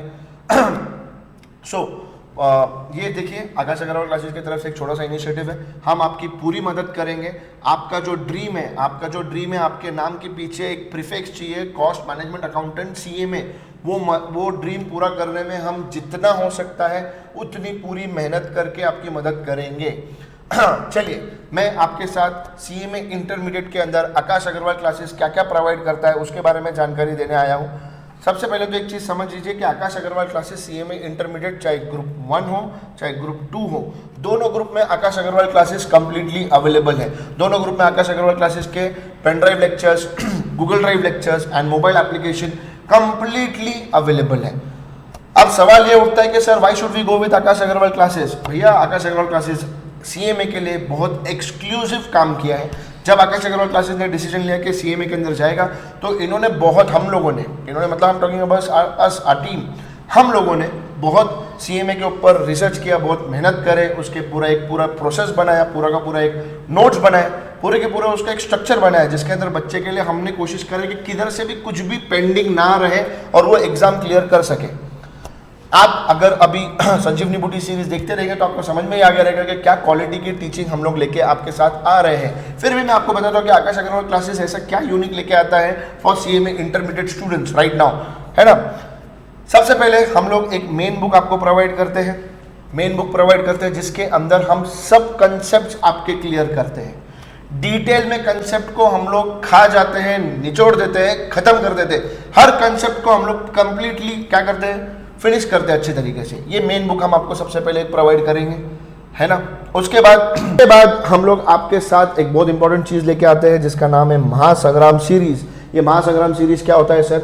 महासंग्राम सीरीज के अंदर हमने चैप्टर वाइज कंपाइलेशन किया होता है इंस्टीट्यूट के आरटीपी का, एमटीपी का, आपके क्या बोलते हैं पास्ट पेपर्स का, वर्कबुक का, हर का चैप्टर वाइज, हर चैप्टर का with question with solution, question and solution, हर चीज उसके अंदर हमें डाली के रखी हुई रहती है। और इसके सिर्फ आपको नोट्स भी प्रोवाइड किए जाते हैं, इसके आपको लेक्चर्स भी प्रोवाइड किए जाते हैं। ऐसा नहीं कि हम लोग ने बाबा ये पढ़ा दिया और ये आपको बोल दिया चलो बुक दे दी, तुम्हारा पढ़ लो, डाउट रहेगा तो डाउट सॉल्व होगा। नहीं, डाउट तो सॉल्व होगा ही, वो तो ऑब्वियस सी बात है, लेकिन इसकी बकायदा डाउट आएगा ही कब, जब हम उसके पूरे के पूरे लेक्चर्स ही दे देंगे तो फिर आपको डाउट आने का सवाल नहीं उठता। फिर भी अगर डाउट आए तो definitely we are going to help you all. लेकिन जनरली क्या होता है, बाबा मेन बुक करा दिया, आप बच्चा अपने लेवल पे कर लो, बाबा ये कर लो वो कर लो, नहीं। महासंग्राम सीरीज के भी पूरे जो चैप्टर वाइज कंपाइलेशन बनते हैं हम आपको हर चीज प्रोवाइड करेंगे लेक्चर्स के फॉर्म में।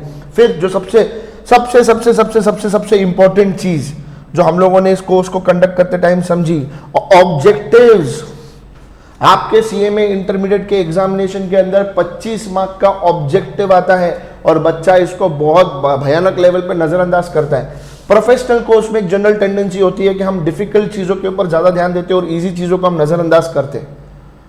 अगर बच्चा सीएमए इंटरमीडिएट के ऑब्जेक्टिव्स को अच्छे तरीके से करेगा तो हर बच्चा ये एग्जामिनेशन क्लियर कर सकता है, क्योंकि 100 में से 25 मार्क्स तो आपको ऑब्जेक्टिव्स में मिल जाते हैं। हम लोग वो स्ट्रैटेजी बनाते ही नहीं, हम ऑब्जेक्टिव्स को बहुत एंड में करेंगे, इधर से करेंगे उधर से करेंगे, हम ध्यान देते हैं नहीं है। देखिए आपको 40 मार्क्स चाहिए रहते एक पेपर में, बट मैं ऐसा मानता हूं कि हर एक सब्जेक्ट में आपको 50 चाहिए, क्योंकि एग्रीगेट 200 चाहिए रहता अगर एक ग्रुप की बात करें तो भैया 100 में से 25 ये दे देता है तो बाकी के 25 तो आप आपके बाकी के काम झाम से ले सकते हो। तो ये बहुत इंपॉर्टेंट है। थ्योरी के हम आपको नोट्स भी देंगे और भैया आगे हम आपको उसके लेक्चर्स भी देंगे। ऐसा नहीं कि सिर्फ ऑब्जेक्टिव्स में हमने आपको हाथ में नोट्स दे दिए और आप कर लीजिए, नहीं, हम आपको उसके पूरे के पूरे रिकॉर्डिंग्स, पूरे के पूरे हर ऑब्जेक्टिव डिस्कस करके आपके हाथ में उसके लेक्चर्स भी प्रोवाइड करेंगे। सेम विद थ्योरी भी जरूरी है। आज 20 से 30 मार्क के आसपास आज के पैटर्न के हिसाब से कम 20 से 30 मार्क की थ्योरी आती है और बच्चा इसको बहुत भयानक लेवल पर नजरअंदाज करता है जैसे ऑब्जेक्टिव को करता है। इसलिए थ्योरी के भी exclusive notes with detail explanation lectures will be given to you. मैं आपको थोड़े से इसके सैंपल नोट्स दिखा देता हूं। ये देखिए, ये हमारे मेन नोट्स है, पूरे कलर फॉर्मेट में रहते हैं। एग्जाम्पल ये कॉस्टिंग के हैं नोट्स, ये पूरे के पूरे कलर फॉर्मेट में रहते हैं। इसमें हर सम रहता है, होमवर्क सम भी रहता है, होमवर्क सम का भी हम आपको सोल्यूशन प्रोवाइड करते हैं। ये देखिए थ्योरी के नोट्स, ये भी आपको कलर फॉर्मेट में मिलेंगे। ये देखिए ये ऑब्जेक्टिव्स, हर सब्जेक्ट के ऑब्जेक्टिव्स का चैप्टर वाइज ऑब्जेक्टिव, वो भी कंपाइलेशन ही एक प्रकार का। पास्ट पेपर में कब पूछा गया था, कौन सा क्वेश्चन आरटीपी में था, कौन सा क्वेश्चन मॉक पेपर में था, देखो ना रिविजनरी टेस्ट पेपर, ये मॉक टेस्ट पेपर, वर्कबुक, हर चीज हमने चैप्टर वाइज कंपाइलेशन करके रखी हुई है। इंस्टीट्यूट की तरफ से एक बिट एमसीक्यू इशू किए जाते हैं, उसके भी हम लोग ने चैप्टर वाइज कंपाइलेशन करके रखा हुआ है। बहुत मेहनत की है साहब, बहुत मेहनत करी है। आपका सपना पूरा करने के लिए आकाश अग्रवाल क्लासेस ने बहुत मेहनत करी है। ये देखिए आपके सामने है ये सब चीजें। उसके बाद देखिए ये महासंग्राम सीरीज, बेटे chapter wise compilation, chapter wise compilation. Example के लिए देखिए कॉस्टिंग के नोट से बजट एंड बजटरी कंट्रोल के पास्ट पेपर जुलाई 2017 में क्वेश्चन आया था 6 मार्क का विद सॉल्यूशन, दिसंबर 2017 में 6 मार्क का विद सॉल्यूशन। हर चीज आपको प्रोवाइड की गई है, हर चीज। और इसके मैंने आपको पहले ही बोला कि आपको हम इसके लेक्चर्स भी प्रोवाइड करते हैं। ऐसा नहीं कि बाबा आप खुद पढ़ लो, ऐसा नहीं कि आप खुद पढ़ लो। बेसिकली ये जो महासंग्राम में क्वेश्चंस होते हैं वो हम लोग ने मेन बुक में उसके पूरा टाइप कवर किए रहते हैं, फिर भी हम महासंग्राम के आपको पूरे डिटेल में एक्सप्लेनेशन करके लेक्चर्स प्रोवाइड करते हैं। सिर्फ इतना ही नहीं बेटा, सिर्फ इतना ही नहीं, हम आपके साथ chapter wise test series, more than 50 test series conduct होती है। जब आपकी चैप्टर वाइज टेस्ट सीरीज खत्म हो जाती है उसके बाद हम लोग आपके मॉक पेपर कंडक्ट करते हैं। क्या कंडक्ट करते हैं? Mock paper. जैसे इंस्टीट्यूट आपके मॉक पेपर लेता है वैसे हम लोग आपके मॉक पेपर लेते हैं और हम लोग आपको कंटिन्यूस बेसिस पे गाइडेंस देंगे, कैसे पढ़ना चाहिए, क्या करना चाहिए, टाइम टेबल देंगे, मोटिवेशन देंगे। क्योंकि बहुत बार लंबा पीरियड रहता है तो कहीं ना कहीं बच्चा लेट डाउन हो जाता है। 100% हम लोग क्लियर कर सकते हैं, उसका पूरा गाइडेंस एंड मोटिवेशन हम आपको प्रोवाइड करते हैं। और सबसे सिर्फ इतना नहीं, इतना कुछ दे दिया, मेन बुक दे दिया, महासंग्राम दे दिया, ऑब्जेक्टिव दे दिया, थ्योरी दे दिया एंड माइंडेड, हर चीज के लेक्चर है भाई साहब। मेन बुक का लेक्चर, महासंग्राम का लेक्चर, ऑब्जेक्टिव का लेक्चर, थ्योरी का लेक्चर, हर चीज का लेक्चर एक्सक्लूसिव। ऐसा नहीं कि मेन बुक में थ्योरी का पार्ट पढ़ा दिया था तो इसलिए ऑब्जेक्टिव नहीं करा रहे, मेन बुक में थ्योरी करा दी थी तो थ्योरी बुक नहीं करा रहे। ऐसा नहीं कि मेन बुक के अंदर हमने जो सम्स आते हैं पास पेपर में उसके टाइप कवर कर दे तो हम आपकी महासंग्राम नहीं कराएंगे। हर चीज हम आपकी करा के देते हैं। ये कंप्लीट पैकेज है with test series and mock test paper. और सिर्फ उतना ही नहीं, फिर उसके बाद सबसे बड़ा हथियार संजीवनी बूटी सीरीज। जो आप में से बहुत सारे बच्चे अभी सीएमए फाउंडेशन में हैं जो ये वीडियो देखते रहेंगे उनको पता है कि संजीवनी बूटी सीरीज क्या है। जो सीएमए इंटरमीडिएट की संजीवनी बूटी सीरीज देखते रहेंगे उनको पता है कि संजीवनी बूटी सीरीज क्या है। भाई साहब ये बहुत खतरनाक सीरीज है। देखिए मैं आपको इसके एक बार थोड़े से नोट्स दिखा देता हूं। ये एफएम के नोट्स हैं। ये भैया सबसे इंपॉर्टेंट संजीवनी बूटी सीरीज कह रही है। देखिए क्या किया है, बेसिकली आपकी जो मेन बुक होती है, जो आपकी महासंग्राम सीरीज होती है, उसके अंदर आपके जितने भी सम्स रहते हैं, एग्जाम के एक दिन पहले आप वो सब सम रिवाइज नहीं कर सकते, तो हमने उसके अंदर से सब सम्स छाट के निकाले कि फॉर एग्जाम्पल ये चैप्टर है मैनेजमेंट ऑफ वर्किंग कैपिटल, दोनों अगर मेन बुक और महासंग्राम एग्जाम्पल के लिए 30 सम्स है तो एग्जाम के पहले आप वो 30 सम्स नहीं कर सकते। तो हमने वो 30 सम्स में से 10 सम निकाल के रखे हुए विद सोल्यूशन, जो पूरे रिमेनिंग 30 सम्स क्या करते हैं, 20 सम्स कवर करते हैं। एडजस्टमेंट्स होते हैं ना सब चीजों में। तो ये पूरी की पूरी संजीवनी बूटी series coloured notes with solution, देखिए सिर्फ क्वेश्चन नहीं इसके सोल्यूशन भी है, ताकि एग्जाम के एक दिन पहले आप अच्छे तरीके से रिवाइज कर सके, आप कोई भी सिलेबस आपका छोड़े नहीं। क्योंकि अगर आप अच्छे तरीके से जानते होगे सीएमए इंटरमीडिएट आप जब दोनों ग्रुप देते हो तो आपको एक भी दिन की छुट्टी नहीं मिलती। और जब आप आपका क्या बोलते हो, अगर एक ही ग्रुप देते हो तो आपको एक दिन की छुट्टी मिलती हो। एक दिन की छुट्टी के टाइम पे हम लोग कितना पढ़े क्या पढ़े हमको कंफ्यूजन रहता है। इसके लिए हमने संजीवनी बूटी सीरीज लाया है, एक दिन की छुट्टी के लिए भी और अगर छुट्टी ना हो तभी भी, क्योंकि कंटिन्यूस पेपर रहता है। तो संजीवनी बूटी सीरीज ये पूरा का पूरा आकाश अग्रवाल क्लासेस का पैकेज है, जहां पे आपको तेजस सर अकाउंट्स पढ़ाएंगे, आईडीटी पढ़ाएंगे, श्रुति मैडम कॉस्टिंग पढ़ाएगी, कॉस्टिंग एफएम पढ़ाएगी, ऑपरेशन मैनेजमेंट पढ़ाएंगे, मैं आकाश अग्रवाल, मैं आपको लॉ पढ़ाऊंगा, मैं आपको ऑडिट पढ़ाऊंगा और मैं आपको टैक्सेशन का सब्जेक्ट पढ़ाऊंगा। ये पूरा का पूरा कंप्लीट पैकेज है। मैं आपके सामने है ना 2 मिनट के लिए मेरे थ्योरी के नोट्स जो हैं, थ्योरी के जो नोट्स है मैं आपके सामने 2 मिनट दिखाता हूँ। ये देखिए ऑडिट के थ्योरी के नोट्स कंप्लीट कलर, क्योंकि थ्योरी बहुत बोर होता है। ये ऑडिट के थ्योरी के नोट्स है, इसी तरीके से लॉ के थ्योरी के नोट्स है, इसी तरीके से टैक्सेशन के थ्योरी के नोट्स है। कंप्लीट कलर, हर चीज प्रिसाइज वे में कवर की गई है। अब भाई साहब इतना सब कराने के बाद तो जो आपका सपना है वो सपना 100 नहीं 500% पूरा होना चाहिए। इसलिए हम कहते हैं whenever you think CMA think Akash Agarwal classes. Thank you. जय हिंद, जय महाराष्ट्र। अपन एनालिसिस करते हैं और ये एनालिसिस करने के बाद अपने को जो डेफिनेशन है उसने जो लॉ लिखा है डॉक्टर अल्फ्रेड मार्शल, एल्स हर जगह पे एक ही बंदा आता है अल्फ्रेड मार्शल, इसने जो लॉ बोला वो अपन पढ़ेंगे अपने शेड्यूल को समझने के बाद, लॉ ऑफ वेरिएबल प्रोपोर्शंस को पढ़ने के बाद। तो इसने क्या बोला, लॉ ऑफ वेरिएबल प्रोपोर्शन, पहली चीज तो law of variable proportion short run में चलता है। शॉर्ट रन में चलता है मतलब यहाँ पे फिक्स्ड फैक्टर्स जो है वो बदलेंगे क्या, नहीं। वेरिएबल फैक्टर्स बदलने वाले हैं क्या, यस। वेरिएबल फैक्टर्स बदलने वाले हैं क्या, यस, ओके। अभी अपन आ रहे हैं variable, sorry I am what I am saying, variable factors बदलने वाले, यस। तो फिक्स्ड फैक्टर जो है, वो डजंट वर्क, ठीक है। फिक्स फैक्टर्स जो है जीरो लेवल ऑफ आउटपुट के साथ जीरो ही रहेंगे। फिर वो वन, मतलब मैंने वेरिएबल फिक्स फैक्टर्स को बदला क्या, नहीं, फिक्स फैक्टर वन का वन रहा, फिर वन वन वन, हर एक लेवल ऑफ प्रोडक्शन पे वो वन ही है। वेरिएबल फैक्टर्स कैसे है, वेरिएबल फैक्टर्स कैसे है, जब मेरा बिजनेस चल ही नहीं रहा था, जब मेरा बिजनेस कुछ था ही नहीं, मैं कुछ प्रोड्यूस नहीं करने की, तब मेरे को वेरिएबल फैक्टर्स कुछ लगने वाले हैं क्या, नहीं। मतलब ये आ गया वापस, स्क्रीन आ गया, ये अपना ये जो फ्लो है ये तोड़ देता है, मैं वापस बताती हूँ आपको।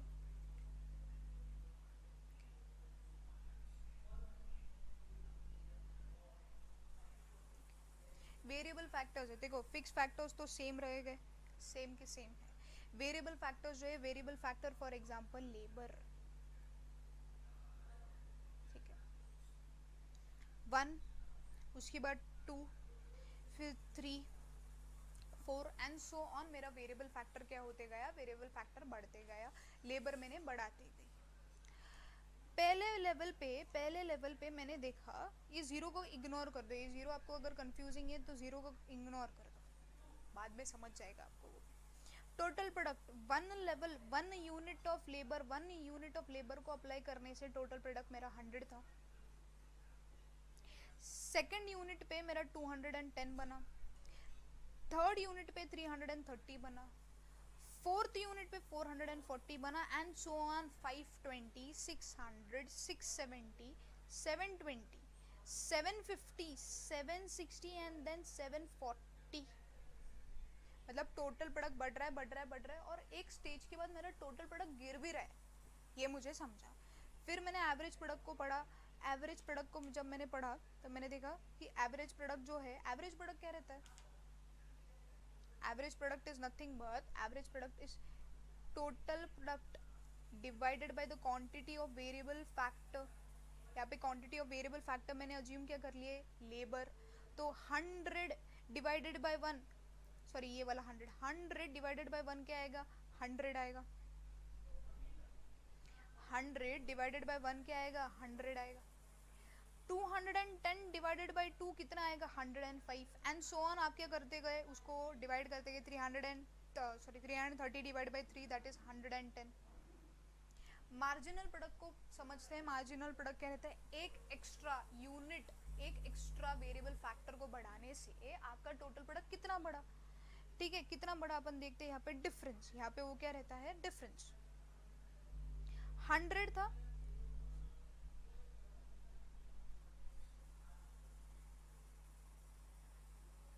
पहले 100 था यार,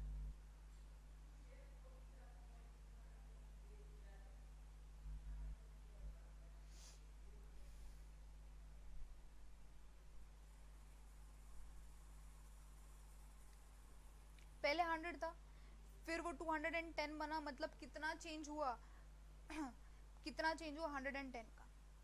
इसलिए अभी मैंने बोला यहाँ पे मार्जिनल प्रोडक्ट कितना है, जीरो। पहले जो जीरो लेवल पे जो था, अपन जीरो लेवल पे कितना अपन ने बनाया था, जीरो लेवल पे जीरो लेवल ऑफ आउटपुट था, जीरो लेवल ऑफ आउटपुट होने की वजह से जीरो लेवल पे जीरो लेवल ऑफ आउटपुट था,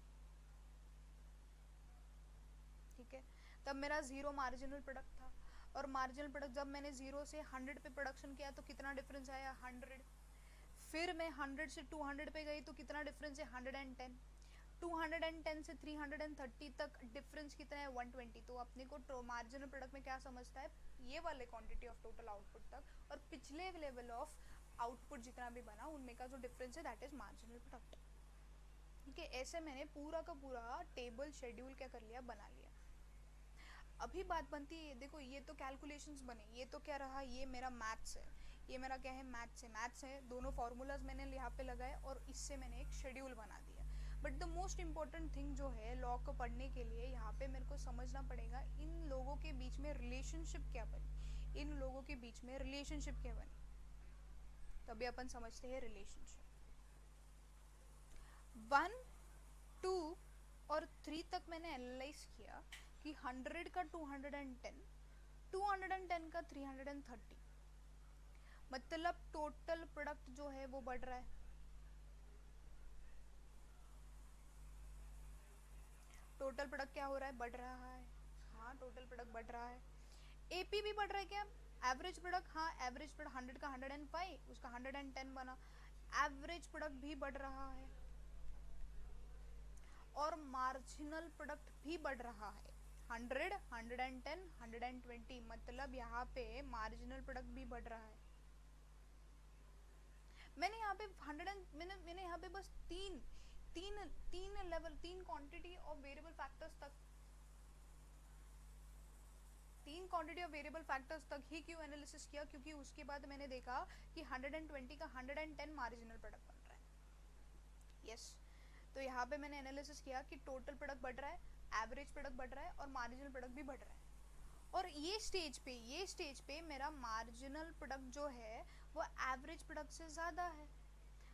110 एंड 105 दोनों में बड़ा कौन है? 110। 120 और 110 में बड़ा क्या है? 120। तो मतलब ये वाले स्टेज पे मेरा मार्जिनल प्रोडक्ट और एवरेज प्रोडक्ट ज़्यादा है। फिर मैंने क्या देखा यहाँ पे, कहाँ पे? ये वाले पे 330 से 440, फिर 520 टोटल प्रोडक्ट, फिर 600, फिर 670, फिर 720, फिर 750 यहाँ पे, उसके बाद 760। यहाँ तक रुकना है मुझे, यहाँ से लेके मुझे यहाँ तक रुकना है, यहाँ तक रुकना है, क्योंकि इसके बाद तो ये डिक्रीज हो रहा है। तो टोटल प्रोडक्ट ये वाले स्टेज पे मेरे को क्या समझा कि टोटल प्रोडक्ट जो है वो बढ़ रहा है, टोटल प्रोडक्ट बढ़ रहा है। मेरा एवरेज प्रोडक्ट भी बढ़ रहा है क्या? नहीं, यहाँ पे मेरा एवरेज प्रोडक्ट कम हो रहा है, 110 का 104, फिर 100, फिर 95, मतलब यहाँ पे मेरा एवरेज प्रोडक्ट कम हो रहा है। मार्जिनल प्रोडक्ट का क्या सीन है? मार्जिनल प्रोडक्ट भी कम हो रहा है, 110 का 80, फिर वापस 80, फिर 70, 50, 30, 10, मतलब मार्जिनल प्रोडक्ट भी कम हो रहा है। और इस सिनेरियो में मार्जिनल प्रोडक्ट और एपी में क्या रिलेशनशिप दिख रही है मुझे कि बाबा मुझे समझ रहा है ये 80 है और ये 100 है, मतलब यहाँ पे average product is more then my marginal product, my average product is more then my marginal product. मैंने 4th से लेके 10 तक का एनालिसिस किया, फिर मैंने 11th का एनालिसिस किया, जहाँ पे मुझे समझ में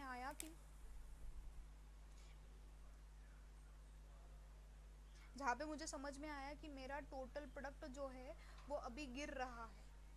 ठीक है, टोटल प्रोडक्ट गिर रहा है, मेरा एवरेज प्रोडक्ट भी गिर रहा है, बट इस सीन में मेरा जो मार्जिनल प्रोडक्ट है वो क्या बन गया? नेगेटिव। बाप रे, ये क्या बन गया? नेगेटिव। और टोटल प्रोडक्ट गिर रहा है, एवरेज प्रोडक्ट गिर रहा है, मार्जिनल प्रोडक्ट क्या बन गया? नेगेटिव। यहाँ से मुझे 3 स्टेजेस समझे। एक स्टेज जहाँ पे हर एक चीज़ बढ़ रही है, टोटल प्रोडक्ट बढ़ रहा है, मार्जिनल प्रोडक्ट बढ़ रहा है और एवरेज प्रोडक्ट भी बढ़ रहा है। ये स्टेज में अपन बोलेंगे, ये स्टेज में जहाँ पे marginal product is more then my average product, उसको बोला जाएगा क्या? उसको बोला जाएगा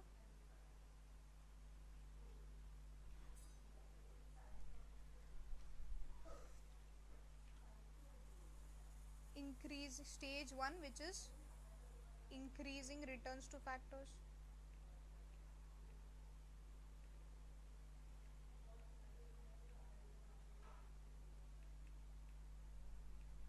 इंक्रीजिंग रिटर्न्स टू फैक्टर्स क्यों? क्योंकि यहाँ पे जिस परसेंटेज से मेरा टोटल प्रोडक्ट बढ़ रहा था ना, जिस परसेंटेज से मेरा टोटल प्रोडक्ट बढ़ रहा था वो ज़्यादा रेट था, 100 का 110, मतलब इनका गैप देखो, पहले 100 से बढ़ा, फिर 110, फिर 120, मतलब मेरा total product was increasing at an increasing rate, जिस वजह से उसको बोला जाता है इंक्रीजिंग रिटर्न्स टू फैक्टर।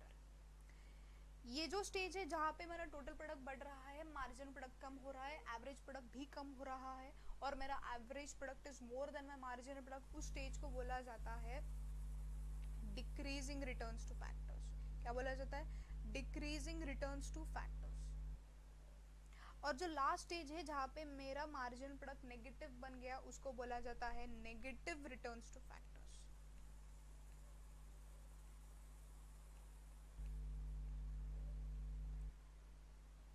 तो बाप अरे कितना सारा एनालिसिस किया, कुछ नहीं किया। स्टेज 1 में मेरा marginal product was greater than my average product, फिर मार्जिनल प्रोडक्ट एवरेज प्रोडक्ट गिरने लग गए, तब मेरा एवरेज प्रोडक्ट मार्जिनल प्रोडक्ट से बढ़ रहा ज़्यादा था, और फिर थर्ड स्टेज में तो मार्जिनल प्रोडक्ट नेगेटिव ही बन गया। मैंने और थोड़ा एनालिसिस किया तब मुझे ये समझा कि एंड ऑफ स्टेज 1, जब मेरा स्टेज 1 ख़त्म होने का आया ना, तब मेरा मार्जिनल प्रोडक्ट जो था, मार्जिनल प्रोडक्ट वो क्या था, मैक्सिमम। स्टेज 1 में मुझे, स्टेज 1 के एंड में मुझे ये समझा कि मेरा मार्जिनल प्रोडक्ट क्या था, मैक्सिमम। फिर मैंने दूसरा और थोड़ा गौर से समझा तो मेरे को ये समझा कि मेरा मार्जिनल प्रोडक्ट जो है at the end of stage 2, at the end of stage 2 it is, यहाँ पे 10 दिख रहा है, but at the end of stage 2 मेरा टोटल प्रोडक्ट एकदम क्या था, मैक्सिमम। टोटल प्रोडक्ट क्या कैसा था, टोटल प्रोडक्ट वाज मैक्सिमम। क्या था, total product was maximum and my marginal product was what, 0। दो यहाँ पे 10 दिख रहा है, बोलोगे यार 10 दिख रहा है यहाँ पे, नहीं, और थोड़ा सा बढ़ सकता था मेरा टोटल प्रोडक्ट। अगर मैं 10 से 11 तक, मतलब यहाँ पे थोड़ा सा लेबर को बढ़ाने से मेरा यहाँ पे टोटल प्रोडक्ट और मैक्सिमम तक पहुँच जाता था, और मेरा marginal product will be what, 0। और उसके बाद तो वो नेगेटिव बन रहा है। बहुत सारा एनालिसिस किया, बहुत सारा एनालिसिस किया, कुछ नहीं है, सिंपल सा एनालिसिस है, ठीक है, सिंपल सा एनालिसिस है। तो इसको अपन एक बार इसको अच्छे से खत्म करते हैं, वापस एक बार रिवाइज कर देते हैं। फर्स्ट स्टेज मतलब इंक्रीजिंग रिटर्न्स टू फैक्टर्स। इसमें हर एक चीज़ बढ़ रही है, हर एक चीज़ बढ़ रही है, और वो भी इंक्रीजिंग रेट से बढ़ रही है, जिसकी वजह से मेरा marginal product is more then my average product. और ये स्टेज के एंड में मेरा टोटल प्रोडक्ट मैक्सिमम था, सॉरी टोटल प्रोडक्ट जो था वो इंक्रीज कर रहा था, और मार्जिनल प्रोडक्ट मेरा मैक्सिमम था। और ये वाले स्टेज को ना, ये वाले पॉइंट को इन्फ्लेक्शन पॉइंट भी बोला जाता है, ठीक है, पॉइंट ऑफ इन्फ्लेक्शन। मेरी हैंड राइटिंग बहुत ज़्यादा ख़राब है, ठीक है, लिखने को नहीं जम रहा मुझे इसके ऊपर, ठीक है, I will just try to write it again.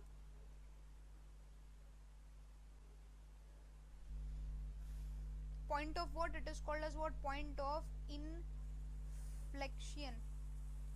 INFLEXION, ठीक है। पॉइंट ऑफ इन्फ्लेक्शन मतलब वो पॉइंट जहाँ पे मेरा मार्जिनल प्रोडक्ट मैक्सिमम था और टोटल प्रोडक्ट वहाँ पे इंक्रीजिंग रेट से बढ़ रहा था। फिर मेरा टोटल प्रोडक्ट बढ़ ही रहा है, मार्जिनल प्रोडक्ट और एवरेज प्रोडक्ट कम हो रहा है। ये स्टेज में मेरा average product is more then my marginal product, और उसको बोला जाता है decreasing returns two factors. And the last जहाँ पे मेरा मार्जिनल प्रोडक्ट क्या बन गया, नेगेटिव। क्या बन गया, नेगेटिव। तो मैं यहाँ पे बोल सकती what is my ideal stage of production, what is my ideal stage of production. Ideal stage of production क्या, फर्स्ट है। आप बोलोगे फर्स्ट क्योंकि यहाँ पे सबसे ज़्यादा मेरे को सबसे ज़्यादा आउटपुट मिल रहा है, बट मेरे हिसाब से आइडियल स्टेज ऑफ प्रोडक्शन क्या है, 2।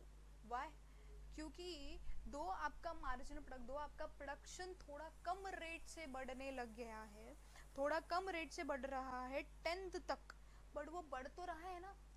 आप अगर फर्स्ट स्टेज तक ही प्रोडक्शन करोगे तो उसका मतलब आप अंडर यूटिलाइजेशन ऑफ रिसोर्सेज करोगे। इसलिए आइडियल स्टेज क्या रहेगा, 10th स्टेज। आइडियल स्टेज क्या रहेगा, 10th तक।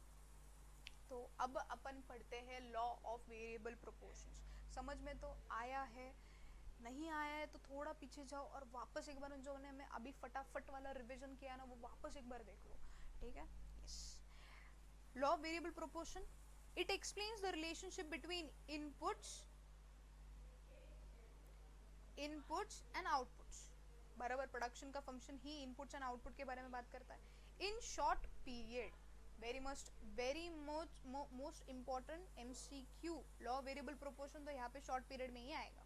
According to this law, output can be changed by changing some factors, जो है वेरिएबल फैक्टर्स। यहाँ पे अपन वेरिएबल फैक्टर्स को ही चेंज कर सकते हैं, लेबर को ही चेंज कर सकते हैं, कैपिटल को ही चेंज कर सकते हैं, while other factors are constant, other factors are constant, जो है fixed factors, जो है कौन से, fixed factors. So it is called as a law of variable proportion. This law was developed by whom, law Alfred Marshall, MCQ, ठीक है, समझा, एकदम सा इजी सा लॉ। अगर ये आपको समझ में आया ना, इसी के बेसिस के ऊपर आपका थ्योरी ऑफ कॉस्ट का भी लॉ है, इसी के बेसिस के ऊपर आपका थ्योरी ऑफ कॉस्ट का ही लॉ है, ठीक है। पॉइंट्स अगर लिखने हैं आपको तो पॉइंट्स लिखते समय आपने ये लिखना है स्टेज 1, आपका स्टेज 1 में आप ये चीज़ें लिखोगे, ठीक है। देखो स्टेज 1 में जो है मैंने TP ग्रेटर AP बढ़ रहा है, MP बढ़ रहा है और MP ग्रेटर देन 1, ये स्टेज 1 में आएगा। स्टेज 1 के बाद आप ये भी लिखना कि बाबा यहाँ पे एक पॉइंट ऑफ इन्फ्लेक्शन रहता है। पॉइंट ऑफ इन्फ्लेक्शन मतलब वो पॉइंट जहाँ पे मेरा क्या बनता है, टीपी जो है, टीपी इंक्रीजिंग रेट से बढ़ रहा था और मेरा मार्जिनल प्रोडक्ट मैक्सिमम बन गया था। फिर स्टेज 2 में आप लिख सकते हो टीपी बढ़ रहा है, एपी कम हो रहा है, एमपी कम हो रहा है और AP is greater than MP. और स्टेज 2 के एंड में क्या होता है, मेरा मार्जिनल प्रोडक्ट जो है वो 0 बन गया और टीपी मेरा मैक्सिमम बन गया।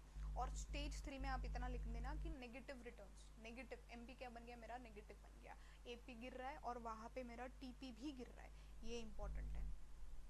ठीक है, और आइडियल स्टेज ऑफ प्रोडक्शन भी लिखना एक पॉइंट करके कि आइडियल स्टेज ऑफ प्रोडक्शन 2 है। क्यों? क्योंकि यहाँ पे अगर आप 1 तक ही करोगे तो अंडर यूटिलाइजेशन ऑफ रिसोर्सेज बनेगा। ठीक है, तो अपना एक लॉ एकदम अच्छे से खत्म हो गया है। ठीक है, ठीक है, तो एक अपना लॉ खत्म हो गया, that is law of variable proportion. अभी अपन नेक्स्ट लॉ के ऊपर आ रहे हैं जो है law of returns to scale. ये जो लॉ है ये है लॉन्ग रन का लॉ। ठीक है, ये वाले लॉ में क्या होता है, हर एक फैक्टर ऑफ प्रोडक्शन क्या है, वेरिएबल। मतलब यहाँ पे कोई भी फिक्स्ड फैक्टर ऑफ प्रोडक्शन या कोई वेरिएबल फैक्टर ऑफ प्रोडक्शन ऐसा कोई डिस्टिंक्शन नहीं है, हर एक फैक्टर ऑफ प्रोडक्शन क्या है, वेरिएबल। यहाँ पे आप देख सकते हो, तो इसलिए मैंने क्या बोल दिया, units of land and labour. Labour तो अपना वेरिएबल था, लैंड क्या था, फिक्स का, बट यहाँ पे ऐसा कोई कंसेप्ट है क्या, नहीं। इसलिए हर एक चीज 1 2 3 4 5 6 एंड 7 मतलब यहाँ पे क्वांटिटी ऑफ लेबर एंड जो लैंड है वो बढ़ रहा है। टोटल प्रोडक्ट भी बढ़ रहा है। टोटल प्रोडक्ट कैसे बढ़ रहा है, पहले 200 था, फिर 500 बना, फिर 900 बना, 1300, 1700, 2000 एंड 2200। यहाँ पे अपना मार्जिनल प्रोडक्ट के ऊपर थोड़ा सा क्या करना, मार्जिनल प्रोडक्ट के ऊपर थोड़ा सा गौर फरमाना। मार्जिनल प्रोडक्ट पहले कितने से बढ़ा, 200 से, कितने से बढ़ा, 200 कैसे, पहला जब यूनिट था तब आपने कुछ प्रोडक्शन किया ही नहीं, मतलब पहले प्रोडक्शन पे 0 आउटपुट था।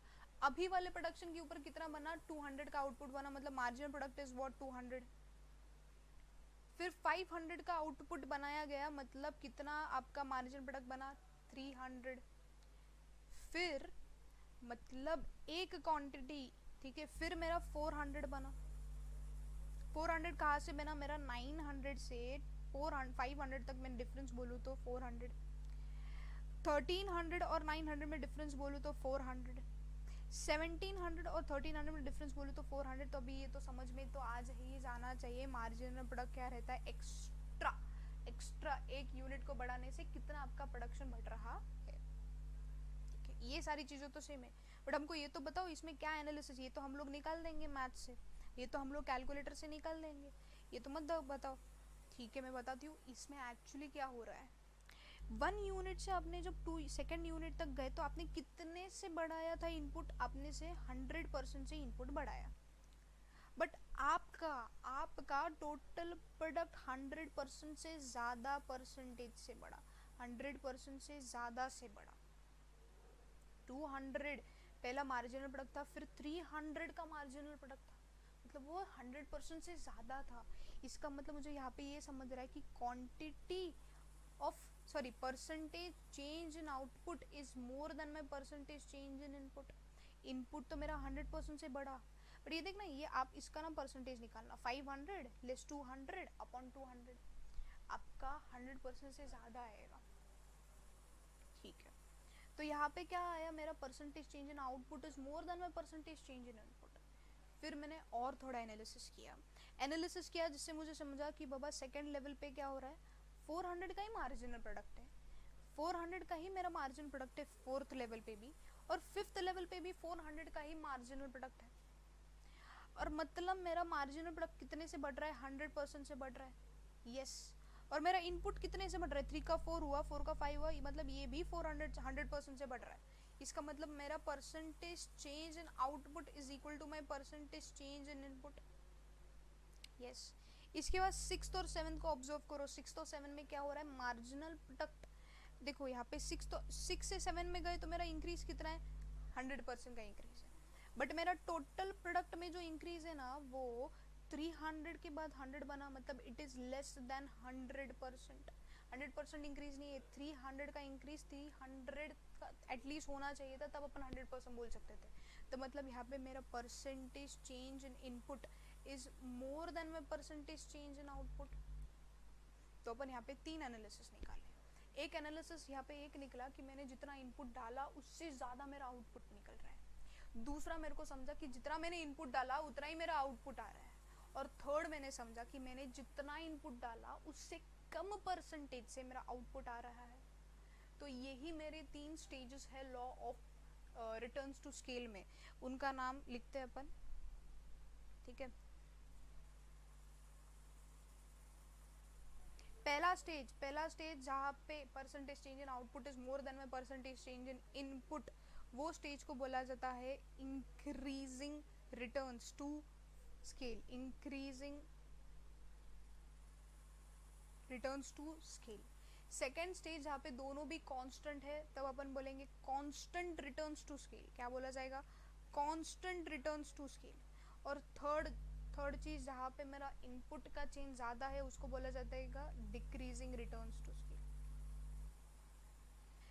ये मेरे बन गए 3 स्टेजेस। ये मेरे बन गए क्या? 3 स्टेजेस, स्टेज 1, स्टेज 2 और स्टेज 3।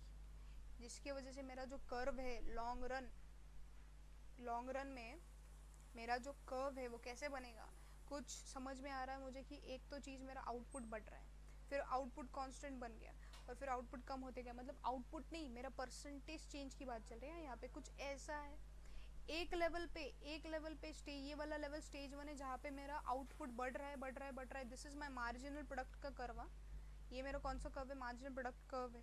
मार्जिनल प्रोडक्ट कर्व को एक बार देखोगे तो आपको समझो 200 का 300 के बाद 400, फिर वो कांस्टेंट था, फिर 300 और 200 बना, मतलब वो कम होते गया। मतलब यहाँ पे पहला वाला स्टेज जो है,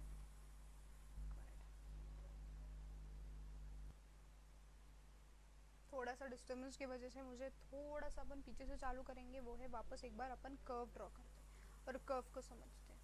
ये जो कर्व ड्रॉ करेंगे, कौन सा कर्व निकालेंगे अपन? कर्व ड्रॉ करेंगे एक मार्जिनल प्रोडक्ट का कर्व। मार्जिनल प्रोडक्ट का कर्व जहाँ पे पहले क्या हुआ था? मार्जिनल प्रोडक्ट 200, 300, 400, फिर 400। मतलब मार्जिनल प्रोडक्ट पहले तो क्या हो रहा था? बढ़ रहा था। मतलब एक स्टेज आया, उसके बाद मार्जिनल प्रोडक्ट क्या हुआ? कांस्टेंट हुआ। यस, मार्जिनल प्रोडक्ट क्या हुआ? कांस्टेंट हुआ। और फिर मार्जिनल प्रोडक्ट कांस्टेंट हुआ और फिर मार्जिनल प्रोडक्ट वापस क्या हो गया? डिक्रीज करने लग गया। तो जो इंक्रीजिंग पोर्शन है मार्जिनल प्रोडक्ट कर्व का, जो इंक्रीजिंग पोर्शन है दैट शोज व्हाट? ये जो अपवर्ड स्लोपिंग पार्ट है, वो बताता है आपका इंक्रीजिंग रिटर्न्स टू स्केल। फिर जो ऐसे लीनियर लाइन की तरह है वो बताता है stage 2, that is constant returns to scale. और उसके बाद जो डाउनवर्ड स्लोपिंग है that is stage 3, which is decreasing returns to scale. अपना कर्व भी बन गया और अपना ये लॉ भी बन गया। दोनों लॉज अपन ने अच्छे से खत्म कर लिए। Law of variable proportion, law of returns to scale.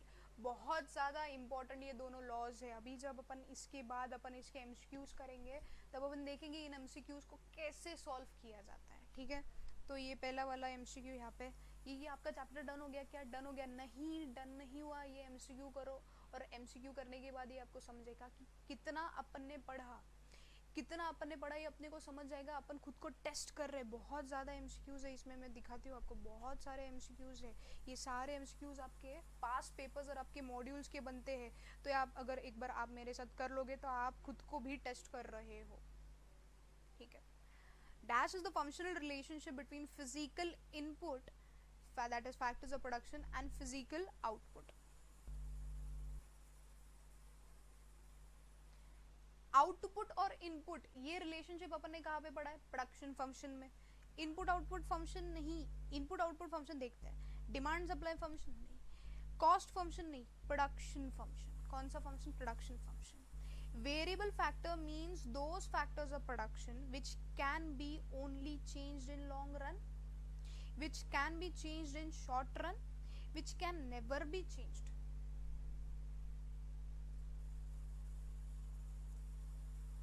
Variable factors means those factors which can be changed in, which can be charged नहीं है, ये n है ये, ठीक है, which can be changed in long run as well as in short run। Which can never be change. ऐसा कोई question आ सकता है क्या? नहीं। तो मतलब यहाँ पे मुझे दो ऑप्शंस मिल रहे हैं, अभी क्या करने का, अभी क्या करने का। इसलिए अपन क्या करते हैं, यहाँ पे ज्यादा लॉजिकल आंसर के ऊपर चले जाते हैं। ऐसा सिचुएशन आ सकता है जहाँ पे आपको दो दो आंसर मिल रहे हैं, हो सकता है, इट इज नॉट रॉन्ग। यहाँ पे आंसर दोनों है, ए एंड बी दोनों भी। जो अपन लॉन्ग रन में चेंज कर सकते तो अपन शॉर्ट रन में चेंज कर सकते, बट ज्यादा लॉजिकल आंसर क्या है, which can be change in short run, ज्यादा लॉजिकल। इसलिए आंसर क्या है, बी। थोड़ा सा सोचो और फिर आंसर को टिक करना। ये भी अपन ने पढ़ा था कि नहीं, जो वेरिएबल फैक्टर्स रहते हैं वो अपन शॉर्ट रन में आसानी से बदल सकते हैं। Yes, all factors of production becomes variable in, variable मतलब factor, fixed cost, fixed factors और वेरिएबल फैक्टर्स दोनों भी वेरिएबल बन रहे कब, लॉन्ग रन में। तो ये लॉन्ग रन अपना आंसर बन गया। What is the maximum point of TP? TP मतलब टोटल प्रोडक्ट। टोटल प्रोडक्ट जब मैक्सिमम रहेगा, कब मैक्सिमम रहता है, लॉ वेरिएबल प्रोपोर्शन में पढ़ा था, जब स्टेज 2 रहता है, उस स्टेज के एंड में मेरा टोटल प्रोडक्ट मैक्सिमम बन जाता है, और उस मैक्सिमम प्रोडक्ट में मेरा मार्जिनल प्रोडक्ट क्या बन जाता है, जीरो। जीरो तो ये क्या है, व्हेन एपी बिकम जीरो, क्या नहीं, जब मार्जिनल प्रोडक्ट बिकम जीरो। हाँ, at the intersection point of AP MP नहीं, तुम्हारा मार्जिनल प्रोडक्ट जब जीरो बन जाता है तब मेरा टोटल प्रोडक्ट मैक्सिमम बनता है। ऐसे स्ट्रेट फॉरवर्ड पे क्वेश्चंस आपको पास पेपर में आ चुके हैं। फिर नेक्स्ट क्वेश्चन पढ़ते हैं। At the point of inflection, ये पॉइंट पढ़ा पढ़ा सा लगता है, पहले मैं देखो जैसे मैंने समझा, जैसे मैंने क्वेश्चन को रीड किया उसी समय मेरे को थोड़ा सा उसका रिवाइज करना है। इन्फ्लेक्शन के समय क्या होता है, इन्फ्लेक्शन मतलब वो पॉइंट जहाँ पे मेरा total product is increasing at an increasing rate, और मेरा मार्जिनल प्रोडक्ट जो है वो क्या बन जाता है इस स्टेज पे, maximum. My total product generally shows increasing trend, हाँ, decreasing trend नहीं, it is equal to zero नहीं, it be negative नहीं, at the point of inflection total product will generally show an increasing trend, जहाँ पे marginal product मेरा क्या है, maximum, क्योंकि ये भी तो एक MCQ है ना, ये भी MCQ आ सकता है। at inflection point my marginal product is dash, increasing, decreasing, maximum, constant, कुछ भी हो सकता है, कोई भी है, maximum। Why does the law of increasing returns operate? Law of increasing returns क्यों ऑपरेट करता है? यह आंसर पढ़ा नहीं लगता है, बट अपन पढ़ेंगे इसको। Full use of fixed indivisible factors. Indivisible factors क्या होते हैं? इंडिविजिबल फैक्टर्स मतलब वो फैक्टर्स जो आप डिवाइड नहीं कर सकते। कौन से ऐसे फैक्टर्स है, जैसे कि फॉर एग्जांपल मशीनरी। क्या मशीनरी को आप छोटे छोटे हिस्सों में डिवाइड कर सकते हो? नहीं। एक फ्रिज, फ्रिज को छोटे छोटे हिस्सों में डिवाइड कर सकते हो? नहीं। इसको बोला जाता है individual factors. Full use of fixed individual factors, फिर बोला गया एफिशिएंसी ऑफ वेरिएबल फैक्टर्स, फिर बोला क्या गया, एफिशिएंसी ऑफ वेरिएबल फैक्टर्स। हाँ, लॉ ऑफ इंक्रीजिंग रिटर्न्स क्यों ऑपरेट होता है? इंक्रीजिंग रिटर्न, इंक्रीजिंग रिटर्न्स मतलब मेरा आउटपुट बढ़ रहा है, आउटपुट बढ़ने के पीछे के कारण मेरे को समझने हैं। पहला उन लोगों ने बोला full use of fixed individual factors, हाँ ये पॉइंट हो सकता है। दूसरी चीज एफिशिएंसी ऑफ वेरिएबल फैक्टर्स, मतलब वेरिएबल फैक्टर्स अच्छे से काम कर रहे हैं, हाँ ये भी पॉइंट है। Need to reach the right combination, मतलब राइट कॉम्बिनेशन तक अपन पहुंचने के लिए मेरा इंक्रीजिंग रिटर्न्स ऑपरेट हो सकता है, हाँ ये भी सही है। मतलब इसका आंसर है ऑल ऑफ द अबव। इसका आंसर क्या है? All of the above. A rational producer will operate in which stage? Rational producer मतलब ideal stage of production क्या है? Stage 2। फिर अपन ने पढ़ रहे हैं सेकंड, उसके बाद का question, if the marginal product of labour is below the average product. Question के समय ही मैंने इक्वेशन फॉर्म कर दी, my marginal product is less than my average product. इस केस में it must be true that marginal product of labour is negative.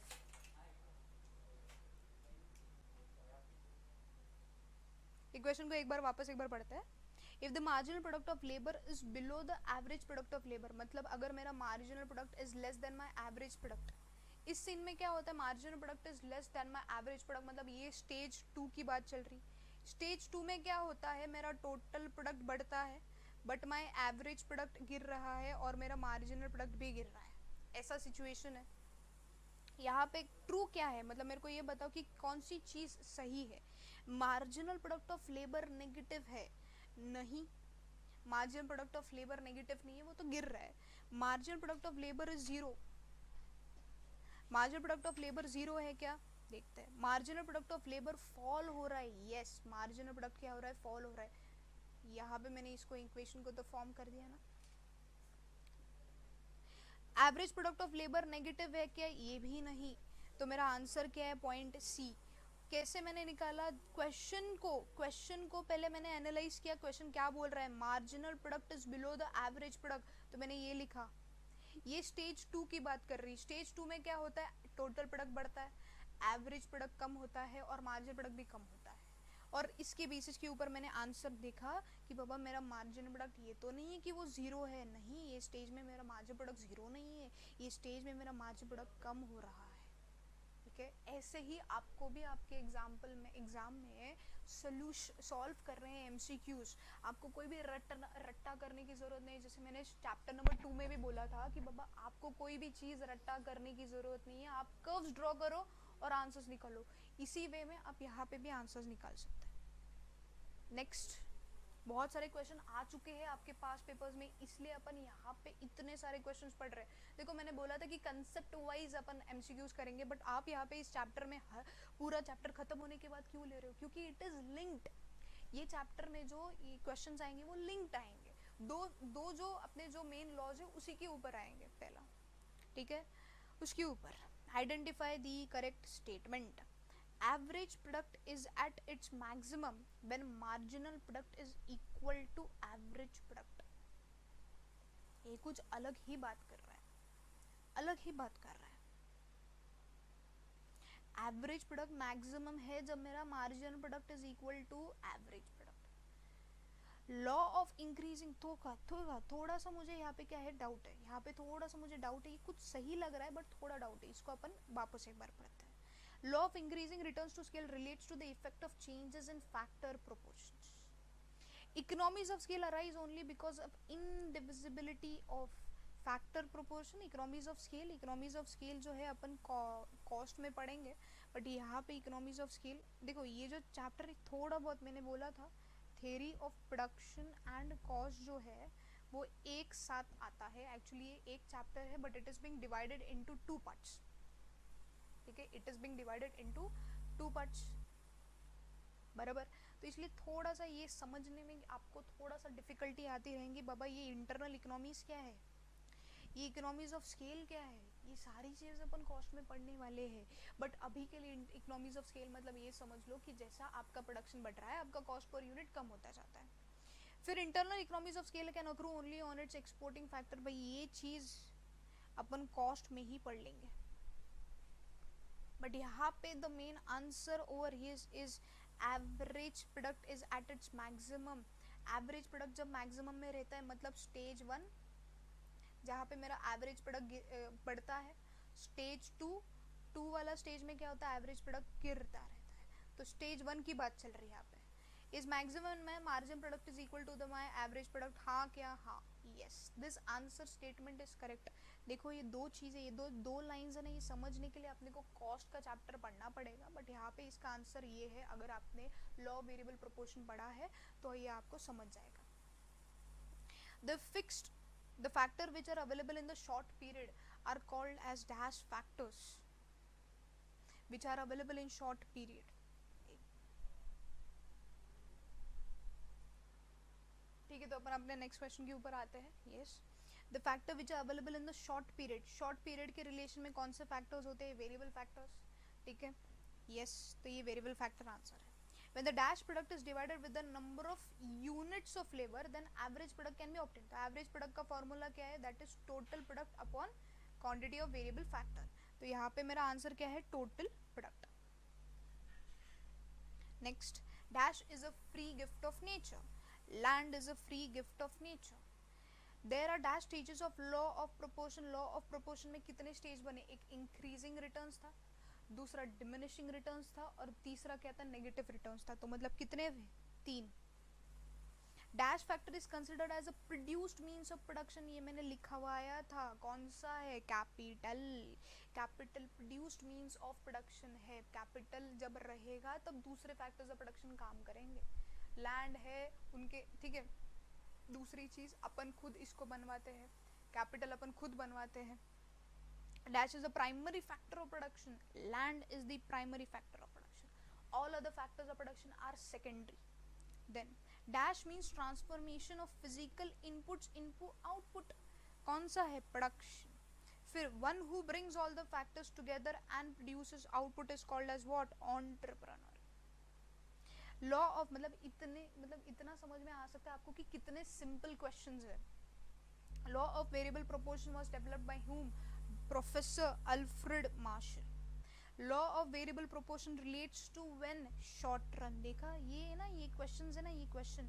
अब यार इतने सिंपल क्वेश्चंस क्यों करवा रहे हो? क्योंकि ये सिंपल क्वेश्चंस आपके पास पेपर में आ चुके हैं. यस, और ये आपको देंगे 2 marks each. Happy? Yes. There are dash factors of production. कितने फैक्टर्स ऑफ प्रोडक्शन है? Land, labour, capital, entrepreneur. मतलब 4 फैक्टर्स ऑफ प्रोडक्शन है. Production creates which utility? मैंने बोला था, एग्जाम्पल याद करो. वीट को आटा बनवाया और आटे से मैंने क्या किया? चपाती बनवाई. मतलब वीट के फॉर्म को बदला, वीट के शेप को बदला, उसके साइज को बदला और उसके बाद मैंने क्या की? चपाती बनवाई. मतलब यूटिलिटी क्रिएटिव. मतलब यहाँ पे कौन सी यूटिलिटी है? ये फॉर्म यूटिलिटी. फिर the change in the total product resulting from change in variable input. Total product में चेंज होना एक वेरिएबल इनपुट में चेंज होने की वजह से उसको बोला जाता है क्या? एवरेज प्रोडक्ट नहीं, टोटल प्रोडक्ट नहीं, तो उसको क्या बोला जाता है? Marginal product. Yes, and we are done with the MCQs and we are done with this chapter. ये चैप्टर में मोस्ट इंपॉर्टेंट चीज मैं यही बोल रही, जो 2 लॉ पढ़े अपन ने, और ये 2 लॉ का अपन सिंप्लीफाइड वे में हर एक एमसीक्यू का पॉइंट वो लॉ के साथ, वो शेड्यूल के साथ भी अपन ने खत्म कर दिया. यस, एक बार आप दोनों भी लॉज को वापस एक बार गो थ्रू करना. सेकेंड लॉ जो है law of returns to scale, तो बहुत सिंपल है. एक इंक्रीजिंग बोलता है, फिर कांस्टेंट बोलता है, फिर डिमिनिशिंग बोलता है. ठीक है, यही था. ये कौन सा कर्व था? बट ये मार्जिनल प्रोडक्ट कर्व था. ज्यादा क्वेश्चंस आपको कहाँ पे आएंगे? लॉ ऑफ वेरिएबल प्रोपोर्शन पे ही आएंगे. Okay, then we are done with this topic, we are done with this chapter. और अपन अभी